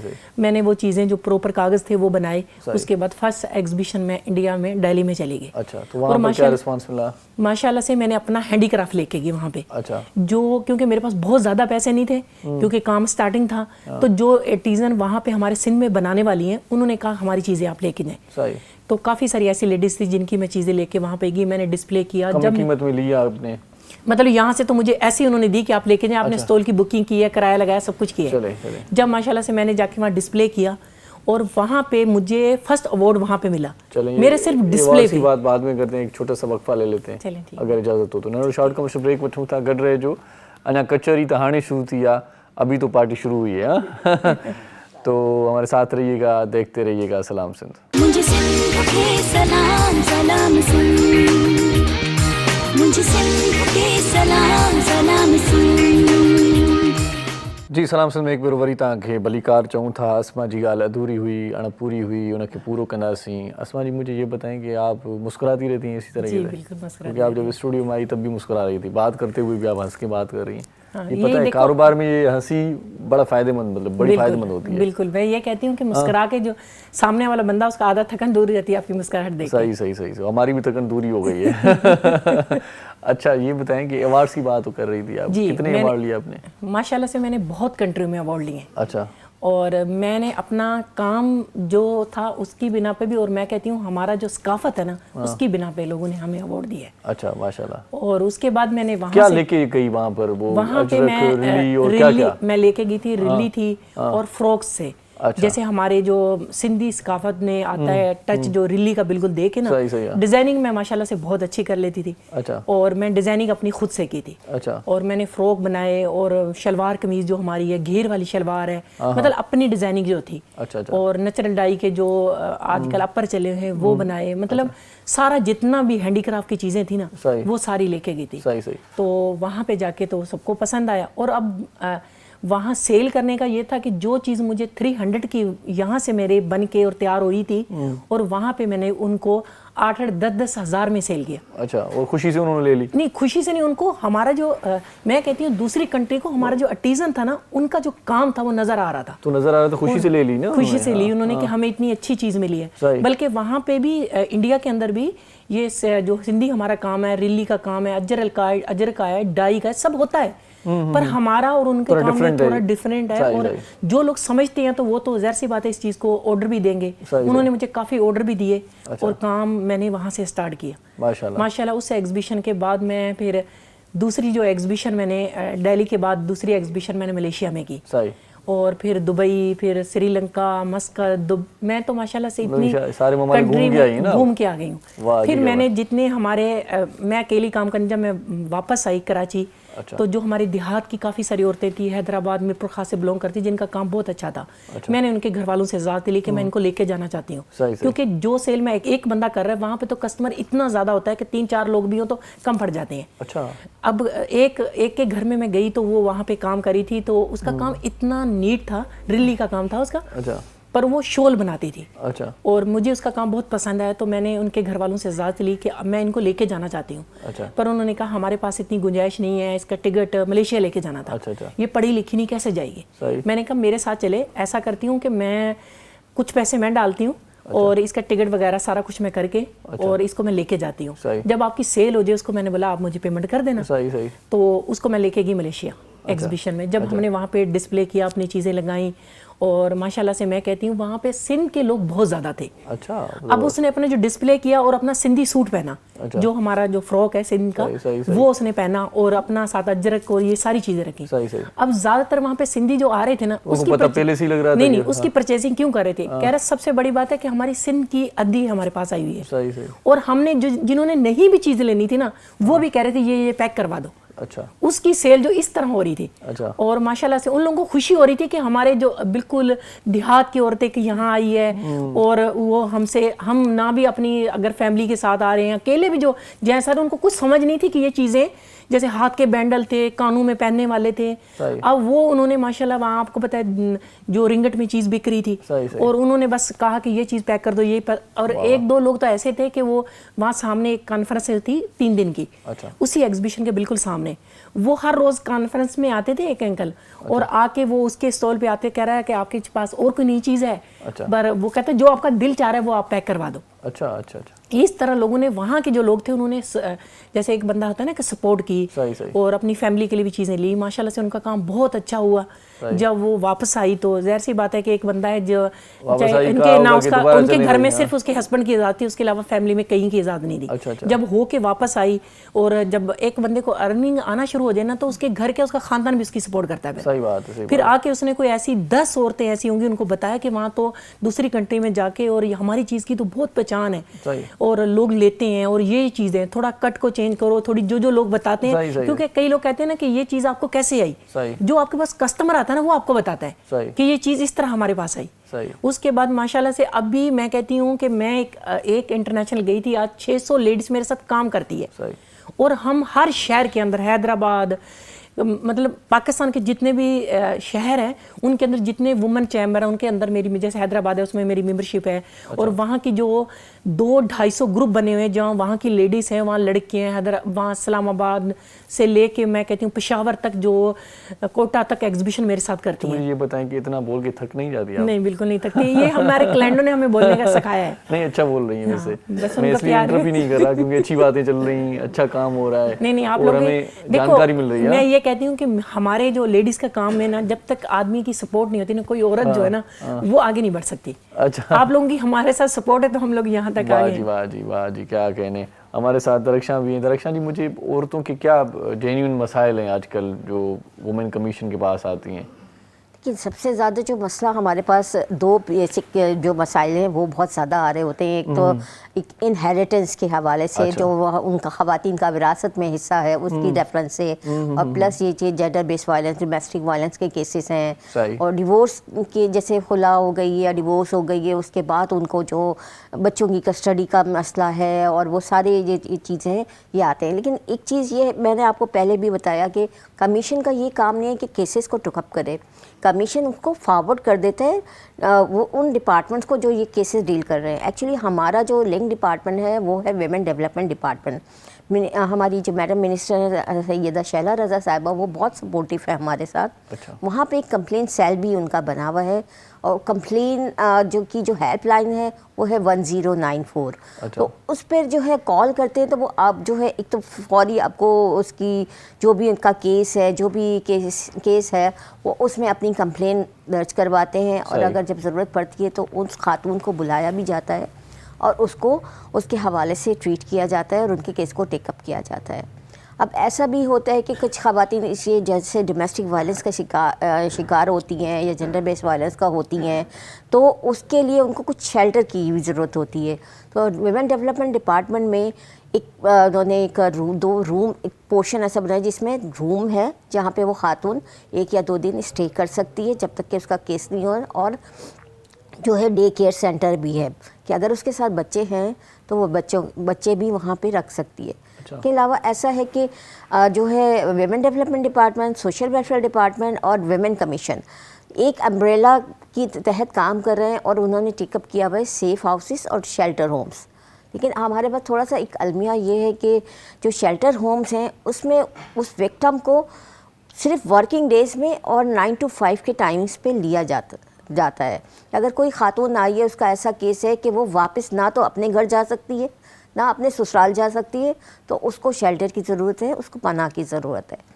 तो वो उस वक्त तक उसको वहाँ पे नहीं भेज सकते जब तक कोर्ट का ऑर्डर ना हो।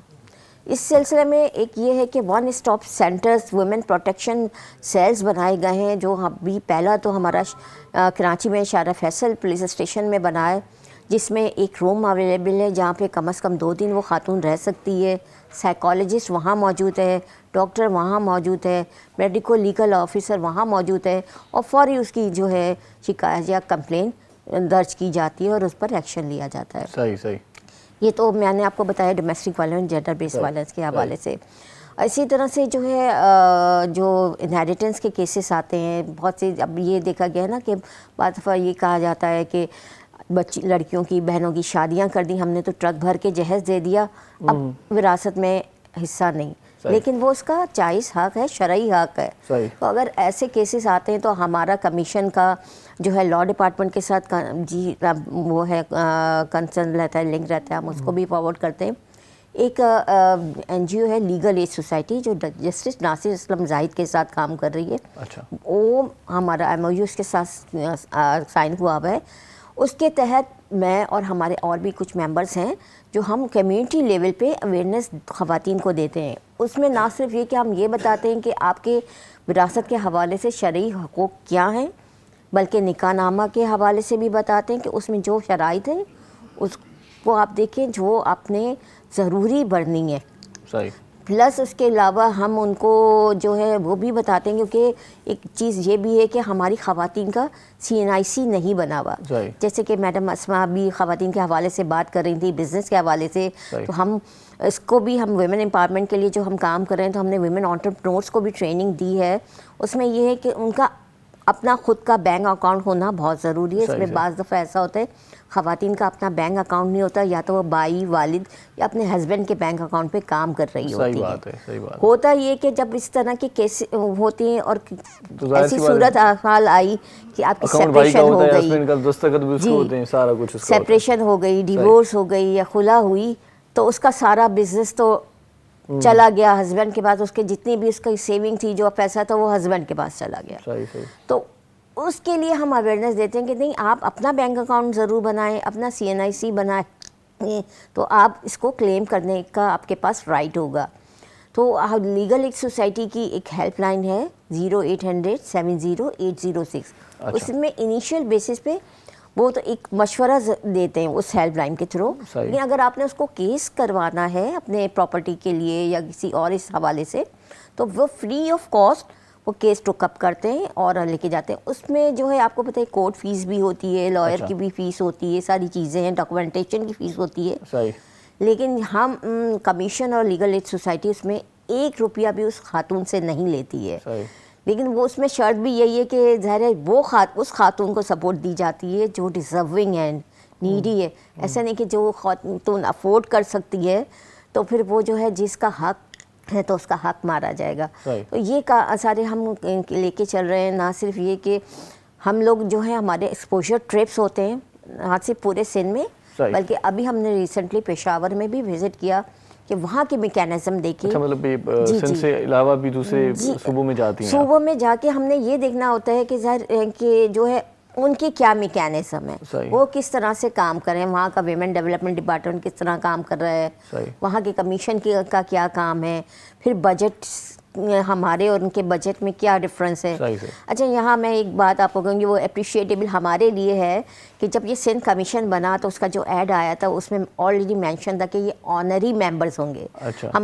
हम ऑनरी मेंबर्स हैं, वॉलंटरी सर्विसेज अपनी दे रहे हैं। माशाअल्लाह। चलें इस पे मज़ीद बात करते हैं। उस्ताद आदिल राई के गुजारिश क्यों था हिकिड़ो सुठो हाणे कलाम असांखे ॿुधाए। साईं वाह वाह कयो। जोगियड़ा जहान में नूरी ऐना बारी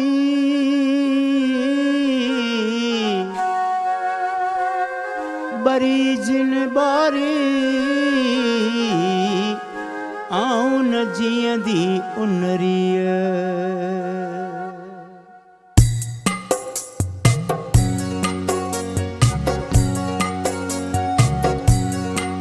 दूर थींदा वञनि रोज़ जोगीअड़ा दूर थींदा वञनि रोज़ जोगीअड़ा तूं अञा थो जीअं हायड़े जीअड़ा दूर थींदा वञनि रोज़ जोगीअड़ा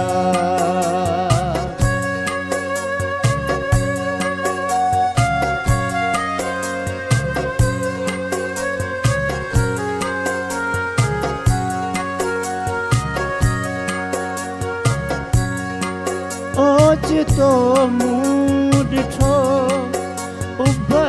उभासाए तो ओचितो मूं ॾिठो उभासाए तो राति कारी हुई ॾीअड़ा ॾीअड़ा राति कारी हुई ॾीअड़ा ॾीअड़ा तूं अञा थो जीअं हायड़े जीअड़ा दूर थींदा वञनि रोज़ जोगीअड़ा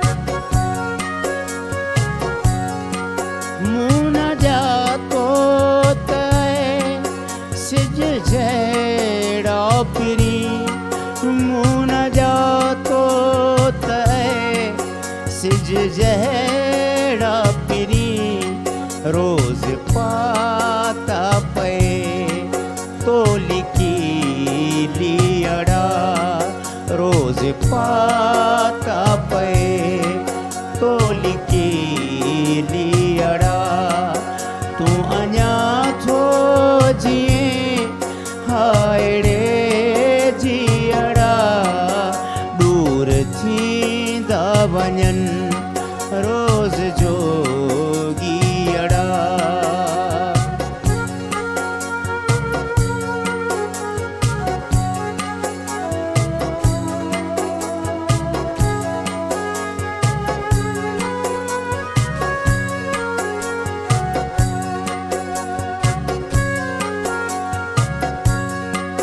आओ मुंहिंजे तॾे वेहो रे अॾे आओ मुंहिंजे तॾे वेहो रे अॾे साहो तोखे सॾे ओए साथीअड़ा तूं अञा थो जीअं हायड़े जीअड़ा दूर थींदा वञनि रोज़ जोगीअड़ा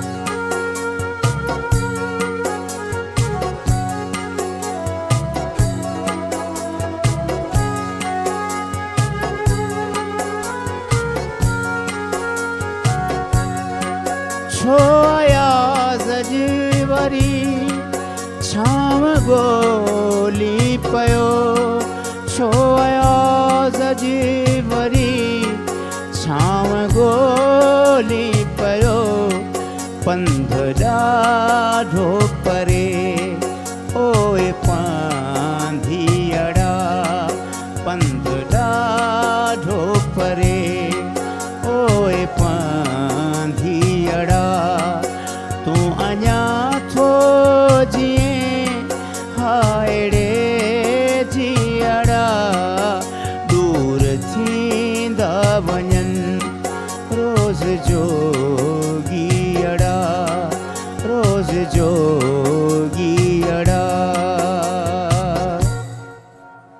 वाह साईं वाह, शेख अयाज़ जो जग मशहूर कलाम पाण उस्ताद बादुल्लाह जी आवाज़ में ॿुधोसीं ऐं ॾाढो सुठो कलाम आहे। जीअ खे मयार आहे त जेके जोगीड़ा रोज़ वञनि था पिया, लॾींदा वञनि था, छॾींदा वञनि था, तूं पोइ बि जीअं थो अहिड़े आहे। सो हिते हिकिड़ो शॉर्ट कमर्शियल ब्रेक वठूं था, गॾु रहिजो, ॾिसंदा रहिजो सलाम सिंध। मुझे सिंध के सलाम सलाम सिंध, मुझे सिंध के सलाम सलाम सिंध। सलाम सिंध में एक बार वरी तव्हांखे भलीकार चऊं था। अॼु अस्मा सां गॾु आहे, दरख्शां सां गॾु आहे, उस्ताद बादुल्लाह भी आहे, तव्हां बि असां सां गॾु आहियो, तव्हांजी वॾी महिरबानी आहे। अच्छा अस्मा जी, मुझे एक बात ने बड़ा मतलब मुतासर किया, इंस्पायर हो गया हूँ मैं कि आपकी मदर टंग वैसे उर्दू है मेरे ख्याल से या पंजाबी होगी, तो सिंधी में आप इतना इंटरेस्ट, सिंधी काम में इतना इंटरेस्ट, सिंधी हैंडीक्राफ्ट्स में इतना इंटरेस्ट, ये क्या वजह? क्योंकि मेरा ताल्लुक जो है ना अंदरूनी सिंध से है। अच्छा। मुझे सिंधी बहुत आती थी, अभी भी आती है, समझ भी आती है। अच्छा। पर क्या है कि कराची और सिंधी में इंटरनेशनल ॻाल्हायो छो था, थोरो त ॻाल्हायो न, ख़बर पए माण्हू खे सिंधी ईंदी आहे। तव्हां उते जो माना पंहिंजी का शइ ॾींदा आहियो या विकिणण जे लाइ वेंदा आहियो त पोइ सिंधी ॻाल्हाईंदा हूंदो न? नहीं वहाँ पे तो आपको तो बाहर के कंट्री है तो न हिते जॾहिं हिते सिंधीअ में नहीं यहाँ पे भी उर्दू में बात करते हैं ना। अच्छा, तो पोइ सिंधी असल में हमारी जो जिसको कहते हैं ना माँ की ज़बान है वो तो पंजाबी है। अच्छा। और फिर हम लोग जो है ना वहाँ पे जब शादी से पहले तो मैं सिंधी में ही बात करती थी। अच्छा, वो शादी के बाद असर हो गया क्या? नहीं कराची आने के बाद आपको पता है यहाँ पे तो शादी के बाद क्यों भूल गई सिंधी आप? नहीं सिंधी भूली नहीं, सिंधी तो आती है। हस्बैंड ने मना किया है क्या? नहीं उन्होंने कोई नहीं मना किया, वो तो खुद हमारी तो फैमिली जितनी भी थोड़ी सिंधी हो जाए ना। चाल खुश आयो ना? अल्लाह का शुक्र है, ठीक है। ॿार बच्चा ठीक आहिनि? सब ठीक ठाक। घणा ॿार आहिनि तव्हांखे माशाल्लाह? 3 ॿार आहिनि जी माशाल्लाह। न्याणियूं घणियूं आहिनि, पुट घणा आहिनि? हिकिड़ी न्याणी बा पुट है। अच्छा, 2 पुट आहिनि माशाल्लाह। अच्छा, पढ़ंदा आहिनि, स्कूल वेंदा आहिनि? जी। अच्छा, पोइ पिक एंड ड्रॉप केरु ॾींदो आहे, तव्हां ॾींदा आहियो या तव्हांजो मुड़ुसु खणी ईंदो आहे हुननि खे? आऊं खणी वेंदी आऊं त पोइ ॾाढी ज़बरदस्त सिंधी ॻाल्हायो त अञा वधीक छा हुजे। आऊं चवणु माना पंजाबी जे लाइ या उर्दू स्पीकिंग लाइ आऊं माना ॾाढो ॾुखियो आहे। हा, पोइ बि तव्हां आऊं चई था वञो माशाल्लाह। शादीअ खे माना 23 साल थी विया आहिनि तक़रीबन। जी। कॾहिं पाण में विड़िया आयो ज़ाल मुड़ुसु? जी बिल्कुल, क्यों नहीं, लड़ाई होती है हर घर में। सिंधी में चओ न। नहीं सिंधी इतनी साफ नहीं आती मुझे। अच्छा, छा ते विड़िया आहियो? मां सिंधी में ॻाल्हाईंदुमि, तव्हां उर्दू में भले ॻाल्हायो। छा ते विड़ंदा आहियो, कहिड़ी ॻाल्हि हूंदी आहे? बस छोटी छोटी बात घर में, तो जब 2 अफराद रहते हैं तो छोटी छोटी बात पे हो जाती है, पर इतनी ज़्यादा नहीं होती है हमारी। सही। वैसे तो 2 नहीं है, अब तो 5 अफराद है मेरे ख्याल से टोटली मिला जुला के। माशाल्लाह से एक बेटा मेरा जो है ना वो कैडेट कॉलेज मरी में पढ़ता है। अच्छा। और बेटी जो है ना वो कराची में पढ़ती है, कराची पब्लिक स्कूल में। अच्छा। बेटी भी छोटी है। अच्छा, जब हस्बैंड से लड़ाई होती है तो जीत कौन जाता है? कुछ नहीं, मैं तो ये कहती हूँ कि लड़ाई जो है ना वो अगर इंसान खामोश रहे तो लड़ाई बढ़ती नहीं है। सही मतलब औरत जीतने को की हमारी खामोश कोई बात नहीं, अगर हम दोनों में कोई बात होगी ना थोड़ी देर के बाद वैसे के वैसे होते हैं। अच्छा, तो खामोश कौन होता है पहल कौन करता है भाई चुप अब खामोश? दोनों, कभी वो कर जाते हैं कभी मैं कर लेती हूँ। खामोश रहते हैं आप? हाँ, खामोश हो जाते हैं। अच्छा, वो भी खामोश वहीं पर ही बैठे रहते हैं या घर से निकल जाते हैं? नहीं घर में भी होते हैं, अगर घर से बाहर है तो ठीक है, बाहर है। कभी कभार तो फोन पे ही हो जाती है। अच्छा। और अगर कोई बात होगी तो जब वापसी घर में आते हैं तो पता नहीं होता कि हमारी किसी बात पे कोई लड़ाई हुई है। अच्छा, वापस घर में आते हैं तो आपका मूड बिल्कुल ही मतलब वैसे ही मुस्कुरा रही होती है जैसे अभी मुस्कुरा रही होती। अच्छा, माशाल्लाह से। तो मुझे ये बताएं कि मैके जाती हैं जी बिल्कुल घूमने, जी, तो फिर वो नहीं कहते कि भाई अभी इतना अरसा हो गया शादी को, अभी तुम्हें मैके की पड़ी हुई है? नहीं देखो, माँ बाप तो इंसान के चाहे जब तक खास करके शुरू में होता है, फिर वो जैसे ही वक्त गुजरता जाता है तो फिर वो भूल ही जाता है बंदा। नहीं, मेरा तो काम ही आपको पता है कि ऐसा है कि इंटरनेशनल भी होता है। अभी माशाल्लाह से मैं गई हुई थी मतलब उम्रा करके आई हूँ। अच्छा, माशाल्लाह। और बल्कि कहते हैं कि मेरे हस्बैंड सऊदी अरब में थे। अच्छा। और माशाल्लाह शादी के बाद आप ये लगा लें कि 20 साल रहे हैं वो। अच्छा। और किस्मत ऐसी है कि उसको 1 महीने के बाद छुट्टी मिलती थी। अच्छा। और जब वो कहते थे महीना छुट्टी यहाँ गुजारे, आपको पता है कि लेडीज अकेली तो महरम के जा नहीं सकती। सही। और मैंने जब ना मुझे कंपनी ने हज दिया था। अच्छा। उसमें मेरी बेटी होने वाली थी छोटी वाली। अच्छा। और मैं फिर जा नहीं सकी, उसके बाद मैं नहीं जा सकी। अच्छा। फिर जब अभी गवर्नमेंट ने आपको बताया लेडीज को अलाउ कर दिया कि उम्रा कर सकते हैं, तो मेरी एक कॉन्फ्रेंस थी दुबई के अंदर। अच्छा। और उसके साथ ही हम लोगों ने जो पूरा ग्रुप हमारा माशाल्लाह से गया था, और हम लोगों ने उम्रे का भी पूरा पैकेज ले लिया। अच्छा। और पहले हम माशाल्लाह से उम्रा करने गए। अच्छा। उम्रे के बाद फिर दुबई आए, एग्जीबिशन की, फिर पाकिस्तान में। माशाल्लाह, अब तो आप खुद कारोबारी शख्सियत जी बिल्कुल। मैं माशाल्लाह तो से हस्बैंड का क्या फीडबैक होता है? खुश होते हैं कि भाई वो सपोर्ट करते हैं इस मामले में, खुश होते हैं, घर की सपोर्ट हो गई? बिल्कुल। मैं ये कहती हूँ कि अगर देखो माशाल्लाह मेरे हस्बैंड की सैलरी अच्छी थी, अपना जाती हमारा घर था। जब मैंने काम स्टार्ट किया मैंने शौक के लिए किया। अच्छा। और जब मैंने अभी स्टार्ट कर लिया, अगर मुझे अभी कभी कोई बात आती है ना तो वो हंसते हैं, वो मुझे कहते हैं घर बैठने के कितने पैसे लोगी। अच्छा क्योंकि अभी अब घर बैठने के कितने पैसे लोगी, क्योंकि अभी मेरा बहुत ऐसे लोग हैं जो खास करके हमारे अंदरूनी सिंध की लेडीज हैं, उनके साथ अटैचमेंट है। अच्छा, अगर मैं अब अब छोड़ना घर भी में चाहूँ मजा आएगा भी नहीं, क्योंकि आप नहीं, मैं अगर छोड़ना भी चाहूँ ना वो लोग मुझे छोड़ने, अभी जैसे मैं उम्रे पे थी ना और मोबाइल मेरा साइलेंट पे होता था, जब मोबाइल मैं खोलती थी 10 लोगों के मेरे जो मैसेज आए होते थे जिनके एक दूसरे से मशवरा करना होता है, बताना होता है, सपोर्ट करनी होती है। जैसे हम लोग अभी हाल ही हमारी एक एग्जीबिशन आ रही श्रीलंका में, अच्छा, और हम 14 फरवरी को जा रहे हैं, अच्छा, 5 दिन का इवेंट है। अच्छा। और उसमें जैसे एग्जीबिशन के लिए जा रहे हैं तो ऐसा नहीं कि जिन लोगों को पता नहीं है उनके लिए मुश्किल है, जो लेडीज घर में काम करती हैं, बल्कि मैं कहती हूँ मेरा भी सारी काफी लेडीज हमारी अंदरूनी सिंध में है, वो सुन रही होंगी, ये काम इतना मुश्किल नहीं है। अगर किसी को एक सिर्फ गाइडलाइन देने वाला बंदा अच्छा है ना तो आप बहुत आगे जा सकते हैं। उसके लिए पैसे की जरूरत नहीं है, उसके लिए अक्ल के अलावा भी अगर आपके पास हाथ का काम है और आप खुद बनाने वाली हो तो आपको किसी चीज की जरूरत नहीं। लोग मुझे ये भी बताएं कि आपको ये ख्याल कैसे आया, मतलब बैठे बैठे आया, किसी ने मशवरा दिया, जब मैंने कहा किसी ना ने बताया कि भाई ये काम करें साथ में, क्या था? अच्छा, जब हम अम्मी के घर में जब मेरी शादी नहीं हुई थी ना, क्योंकि हमारा जिम्मेदारा माहौल था उस टाइम, आपको पता है ये सारे वाकयात शादी से पहले की बता रहे हैं आप। हाँ। शादी के बाद जो है ना वो भी बता दें। अच्छा, मैं बताती हूँ ना। तो जब शौक हुआ था ना, क्योंकि शादी से पहले ही कि हमारे देहात के अंदर, क्योंकि हम लोग पीटीवी पे ड्रामे आते थे, उस ड्रामों के अंदर कौन सा ड्रामा देखा था आपने पीटीवी का, ये बता दें उस जमाने की, पता चले, बहुत सारे ऐसे ड्रामे होते थे कि कौन सा जमाना था, लेडीज जो है ना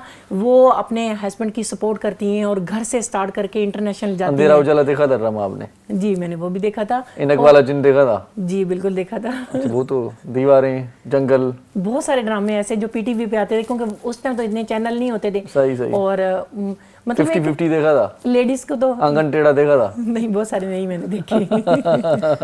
अच्छा, मैं ये इसलिए पूछ रहा हूँ ताकि मुझे उम्र का पता चल जाए कि कितनी बड़ी है ये, कब नहीं, का वो ड्रामे दोबारा से अभी रिपीट हो रहे हैं ना, कोई मसला थोड़ी है। खुदा की बस्ती, वारिस, ये ड्रामे थे। बहुत सारे ड्रामे तो रिपीट हमारे। धुआं ड्रामा? हाँ जी बिल्कुल, धुआं ड्रामा तो देखा हुआ है। हाँ, वाह वाह वाह। अच्छा, तो बात को कंटिन्यू करें, अभी बीच में मैंने ये डाल दिया। तो जो इंसान का, मैं कहती हूँ एक अंदरूनी सिंध की लेडीज है ना, उनके लिए मेरा ये है कि अगर आपको हाथ का काम आता है और आप हाथ के अलावा भी अगर आपको कुछ भी आता है, किसी तरह का भी आपको काम आता है ना, उसके लिए आप अगर कोशिश करें ना तो आप इंटरनेशनल भी जा सकती हैं और उसकी रनिंग भी होना शुरू हो सकती है। सही। तो बस सिर्फ थोड़ा सा कोशिश करना ज़रूरी है। और वैसे भी हमारे कई लोग कहते हैं कि सिंध के लोग जो है ना, खास करके आदमियों के लिए होता है कि सपोर्ट नहीं करते। मैं कहती हूँ जितनी वो सिंध के लोग इज्जत करते हैं ना लेडीज़ की, बाकी सूबों के जो लोगों से, हम जब पढ़ने जाते थे और स्कूल की बस तक भी अगर आप सिंधी बड़े मोहब्बत वाले लोग, मोहब्बत वाले, आप बस में चढ़ोगे ना, आप सिंध की किसी बस में चढ़ोगे तो वहाँ के जो आदमी बैठे उठ के खड़े हो जाते हैं। और अगर आप पंजाब की किसी बस में चढ़ो ना, कभी भी वो जगह नहीं देंगे आपको, वो कहेंगे हम भी बैठे हैं, आप भी बैठ जाओ। चलें, इसके हवाले से एक लतीफ़ा भी मैं बाद में आपको सुनवाता हूँ। हमारे साथ जो है तरक्शा जी भी हैं। ये शादी से पहले की बातें हो रही हैं, शादी के बाद की। आप मुझे ये बताएं कि आप जो है वुमेन कमीशन की मेंबर शादी से पहले थी या बाद में? मैं आपको ये बताऊंगी, मैं इस वक्त अभी तक मेरा सिंगल स्टेटस है। अच्छा, वाह वाह। ये मेरे लिए थोड़ा सा यूँ समझने की एडवांटेज है। अच्छा। तो ना सिर्फ मैं सिंध कमीशन की मेंबर हूँ, उसके अलावा मैं बहुत सारी सिविल सोसाइटी ऑर्गेनाइजेशन के साथ वॉलेंट्री अटैच हूँ, जिसमें HRCPS human right defender network है, और जो है आपका वर्किंग वुमेन वेलफेयर ट्रस्ट है, और बहुत सारी ऐसे हैं। और इसके साथ साथ जो है मैं ना सिर्फ ये वुमेन इश्यूज पे काम कर रही हूँ, मैं मतलब बिजनेस रिलेटेड भी मेरा कंसर्न है। घर में कोई मसला ही नहीं है, आप खुद ही सारा काम कर लेती हैं, जा सकती हैं, आ सकती हैं। एग्जैक्टली, तो ये तो बहुत ही जबरदस्त हो गया है आपके लिए। लेकिन इसके लिए भी वही बात मैं कहूँगी, जैसे कि मेरे ससुर ने कहा कि एक मेल काउंटर पार्ट की बड़ी सपोर्ट होती है, तो उसमें मेरे वालिद साहब की, मेरे भाइयों की बहुत सपोर्ट रही, मेरी वालदा की सपोर्ट रही, और बहन भाइयों की रही। और एक एडवांटेज मेरे साथ ये भी रहा कि मैं सबसे बहन भाइयों में सबसे छोटी हूँ, मतलब I am the youngest sibling of my family. तो वो थैंक यू। तो वो जो है वो एक एडवांटेज होता है कि आपके ऊपर बहुत ज़्यादा बर्डनाइज नहीं होती हैं चीज़ें ना, कि आपको घर में भी बहुत ज़्यादा टाइम देना है या कुछ करना है। तो एजुकेशन के भी जो भी हम करना चाह रहे थे, तो पढ़ाई भी माशाल्लाह से अच्छी की, नेशनल इंटरनेशनल। इसके अलावा क्या एक्टिविटीज़ हैं, हॉबीज़ क्या हैं, क्या करती हैं, क्या पसंद है, खेलना, खाना क्या है?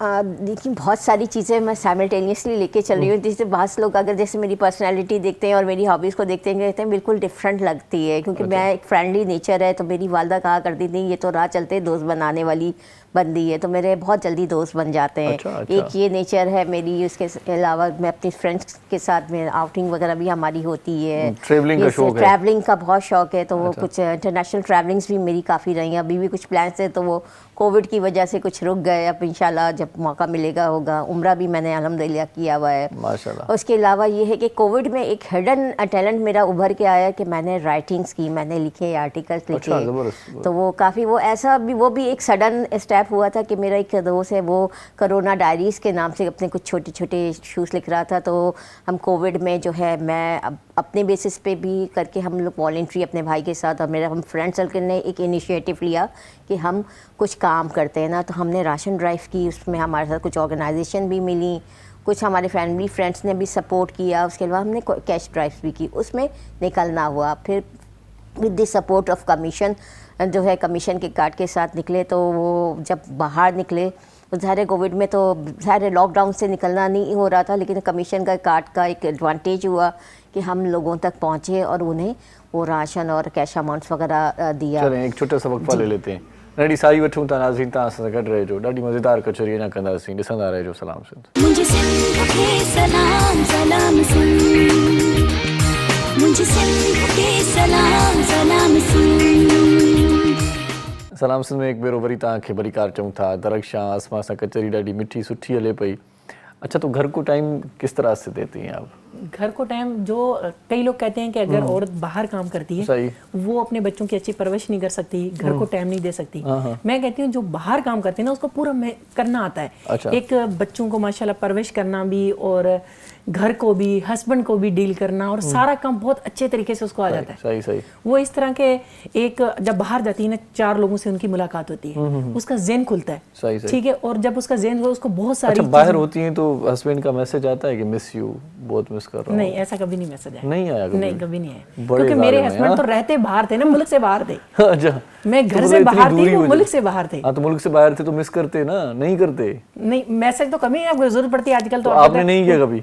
ना, मैंने कभी मैसेज किया। कॉल करते हैं अगर कोई ज़रूरत है जो नहीं है, अगर बात करनी है तो मैंने कॉल करनी है। अच्छा, ठीक है, कॉल करके आगे से ये जवाब आएगा कि मैं बिजी हूँ, आपको नहीं पता मैं ड्यूटी पे हूँ। अच्छा अच्छा अच्छा अच्छा, माशाल्लाह। लव मैरिज थी, अरेंज थी, क्या था? नहीं, फैमिली से, क्योंकि मेरी अपनी फैमिली से शादी हुई है ना, मेरे पप्पो के घर में शादी हुई है। अच्छा अच्छा, देखा था पहले, शादी से पहले एक दूसरे को? जी, मेरे हस्बैंड ने देखा हुआ था मुझे। अच्छा, और मैं तो बहुत छोटी थी। आपने नहीं देखा था? नहीं, मैंने इतना मेरे ज़हन में इतना नहीं था। अच्छा अच्छा। क्योंकि वो एक दफ़ा हमारी शादी थी खानदान की, अच्छा। कोई शादी पे आए थे तो उन्होंने देखा था, पर मैं उस टाइम बहुत छोटी थी। अच्छा। उसके बाद जब वो क्योंकि पाकिस्तान नेवी में थे, अच्छा। और वो कराची अगर आ आप गए, देख लेती तो क्या फैसला होता? तो वो भी घर वालों की मर्जी से होती। अच्छा। क्योंकि हमारे यहाँ तो अब तो माशाल्लाह, बल्कि मेरी शादी के बाद तो काफ़ी सब बदल गया है। सही। और पहले तो जो भी रिश्ते ज़्यादातर हमारे खास करके अंदरूनी सिंध के इलाकों में अच्छा, किसी दूसरे मुल्क में जाती हैं तो मैसेज आते हैं घर वालों के, हमारे लिए ये चीज़ लेके आना? खासकर बच्चों के आते हैं, बेटी के आते हैं। बेटी एक है मेरी। अच्छा। और बेटी 2 जो बेटे हैं मेरे बड़े हैं। जो बड़ा बेटा मेरा माशाल्लाह से 18 साल का है।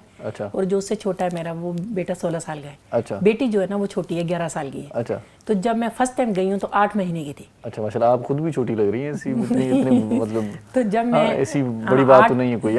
कोई बात नहीं है। तो माशाल्लाह से अब जब मैं फर्स्ट टाइम गई हूँ ना एग्जीबिशन करने के लिए, तो बेटी 8 माह की थी, अम्मी के पास छोड़ के गई थी। अच्छा। तो अब बेटी तो जो मतलब परेशान होगी। जब एग्जीबिशन का दूसरा दिन था तो मैं ना परेशान तो नहीं थी, उदास थी बेटी से। तो किसी ने वैसे ही मजाक में मुझे कहा कि बच्चे याद आ रहे हैं, तो मेरे आंखों में आंसू आ गए थे। अच्छा, हो सही से। अच्छा, तो प्रोग्राम के आखिरी लम्हाते जाते जाते एक बात दूसरी भी पूछूंगा मैं। वो ये है कि शादी से पहले और शादी के बाद की सारी बातें बताई आपने। ये चश्मा शादी से पहले था या बाद में लगाया? बाद में लगाया। बाद में लगाया। क्योंकि जब आप बंदे पे उसके बाद नजरें कमजोर हो गई? नहीं, वो आपको पता है जब बंधन आता है ना बंदे का, काम का टेंशन, ज़ाहिर सी बात है ये कोई भी काम है उसमें बहुत मसले मसाइल होते हैं। शादी से पहले तो पता ही नहीं था जिंदगी का, पता ही। मैं कहती हूँ जब मेरी शादी नहीं हुई थी तो मैं एक मट्टी थी और दुनिया ने मुझे पत्थर बनाया। अच्छा। तो मैंने शादी के तो बाद पत्थर बन गई आप शादी के बाद? बिल्कुल। ये कौन सी भाई बात कह दी आपने? तो फर्क इतना पड़ जाता है ना इंसान को, दुनियादारी जो है ना इंसान को सिखा देती है। सही सही सही। तो नहीं, दुनियादारी के बाद तो बंदा मोमी बन जाता है? नहीं, बिल्कुल मोम नहीं बनता, सीख जाता है बहुत कुछ। अच्छा जी। تو یہ کبھی کمنٹس آئے کہ واقعی آپ پتھر ہیں, سنگ دل ہیں؟ نہیں, اس معاملے پتھر نہیں, سخت ہوگی کہ مطلب برداشت کرنے کی عادت پڑے گی. پہلے تو یہ ہوتا تھا کہ اگر ماں باپ کے گھر میں ہے تو اگر کوئی چیز نہیں ملی, حتیٰ کہ عید آ رہی ہے تو آپ کو سوٹ نہیں ملا تو تبھی رونا شروع کر دو. اب جو سرال میں اور شادی کے بعد کی بات بتاتی ہوں, اس کو اپنی نہ عید کی فکر ہوتی ہے, نہ اپنے پہننے کی فکر ہوتی ہے, نہ اپنے بچوں کی, اپنے گھر کی, لوگوں کی زیادہ ہونے لگ جاتی ہے شادی کے بعد, اور چینج ہو جاتی ہے. ماشاءاللہ, اس طرح سے ہنستی رہیں آپ, ہنسی بڑی اچھی لگ رہی ہے آپ پہ. بس آپ لوگ آخر میں کوئی میسج دینا چاہیں گی؟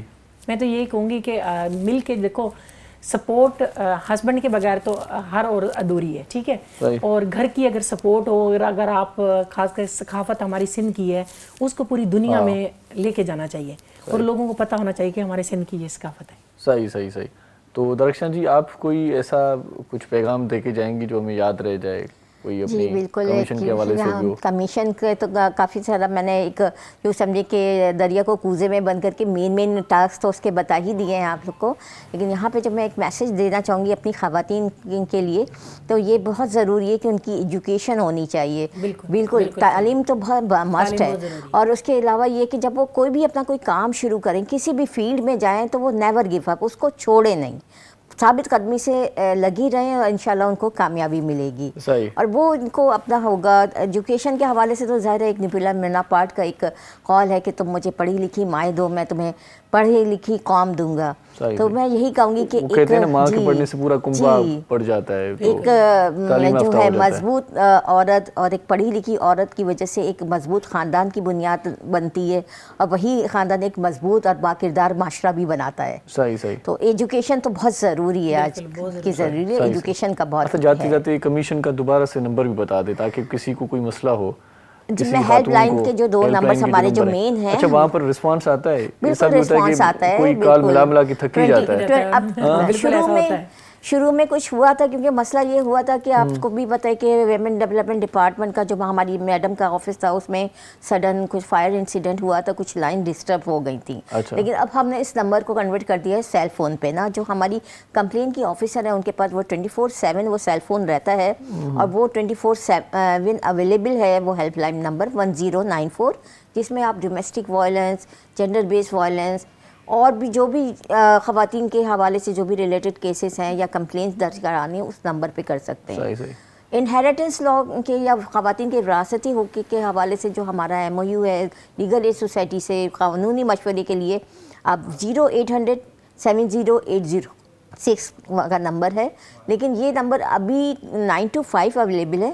ان فیوچر اس کو ٹائم اس کا ایکسٹینڈ کر دیا جائے گا, یہ بھی 24/7 اویلیبل ہوگا انشاءاللہ. اچھا, تو وہاں پر اگر کمپلین کی جاتی ہے تو اس کا طریقہ کار کیا ہوتا ہے, اس پہ عمل کس طرح سے ہو جاتا ہے؟ آپ کون سی بات کر رہے ہیں؟ ہیلپ لائن ایک تو میں نے آپ کو WDD کی ہیلپ لائن بتائی, اس پہ تو کمپلین کا یہ میکینزم ہوتا ہے کہ دیکھیں فون پہ تو ظاہر بات ہے وہ آپ کی کمپلین ایک نوٹ ڈاؤن کر دیں گے, پھر وہ آپ کو ایک ٹائم دیں گے, تو وہ تو ایک ضرورت ایک پروسیس ہے جس کو فالو اپ کرنا ہوتا ہے, تو وہ پراپر کرنا ضرور لازمی ہے. درخشان جی آپ پروگرام میں آئی, بہت ہی اچھا لگا آپ سے گفتگو کر کے, اور آپ سے بھی گفتگو کر کے بہت ہی اچھا لگا. تھینک یو, آپ نے ٹائم نکالا. دونوں کے ساتھ نیک تمنا, نیک خواہشات اور دعائیں ہماری ऐं गॾो गॾु उस्ताद बादल साईं तव्हांजी वॾी महिरबानी. आख़िर में हिकिड़ो सुठो कलाम असांखे ॿुधाईंदो ऐं लख थोरा तव्हांजा बि जिन जेको असांजो प्रोग्राम ॾिठो पए. हयाती बख़ैर, सुभाणे वरी मिलंदासीं. पंहिंजो, पंहिंजनि प्यारनि जो, दिलि वारनि जो, घर वारनि जो, नंढनि ॿारनि जो, बुज़ुर्गनि जो, बीमारनि जो, उन्हनि जो बि ख़्यालु रखिजो जिन जो ख़्यालु रखण वारो केरु बि नाहे. जिए लतीफ़, जिए मिठी ॿोली. Tech care. अल्लाह भाई. दिल की चोटों ने कभी चैन से रहने न दिया,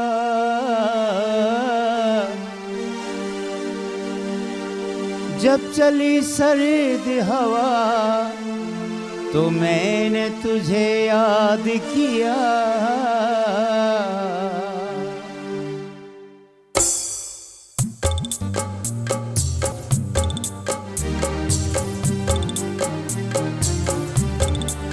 खुदा करे कि मोहब्बत में ये मकाम आए, खुदा करे कि मोहब्बत में ये मकाम आए. किसी का नाम लूं लब पे तुम्हारा नाम आए, खुदा करे कि मोहब्बत में ये मकाम आए, किसी का नाम लूं लब पे तुम्हारा नाम आए, खुदा करे।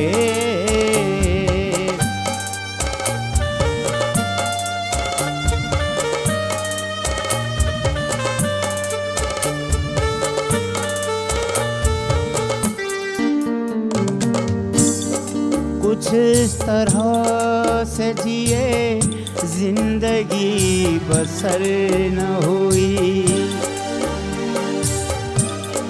कुछ इस तरह से जिए जिंदगी बसर न हुई, तुम्हारे बाद किसी रात की सहर न हुई, सहर नजर से मिली जुल्फ लेके शाम आए, किसी का नाम लूं लब पे तुम्हारा नाम आए, खुदा करे कि मोहब्बत में ये मकाम आए।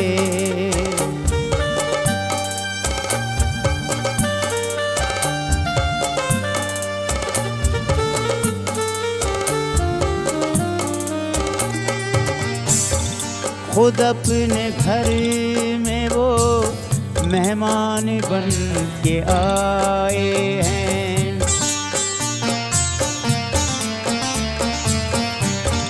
खुद अपने घर में वो मेहमान बन के आए हैं, सितम तो देखिए अनजान बन के आए हैं, हमारे दिल की तड़प आज कुछ तो काम आए, हमारे दिल की तड़प आज कुछ तो काम आए, किसी का नाम लूं लब पे तुम्हारा नाम आए, खुदा करे।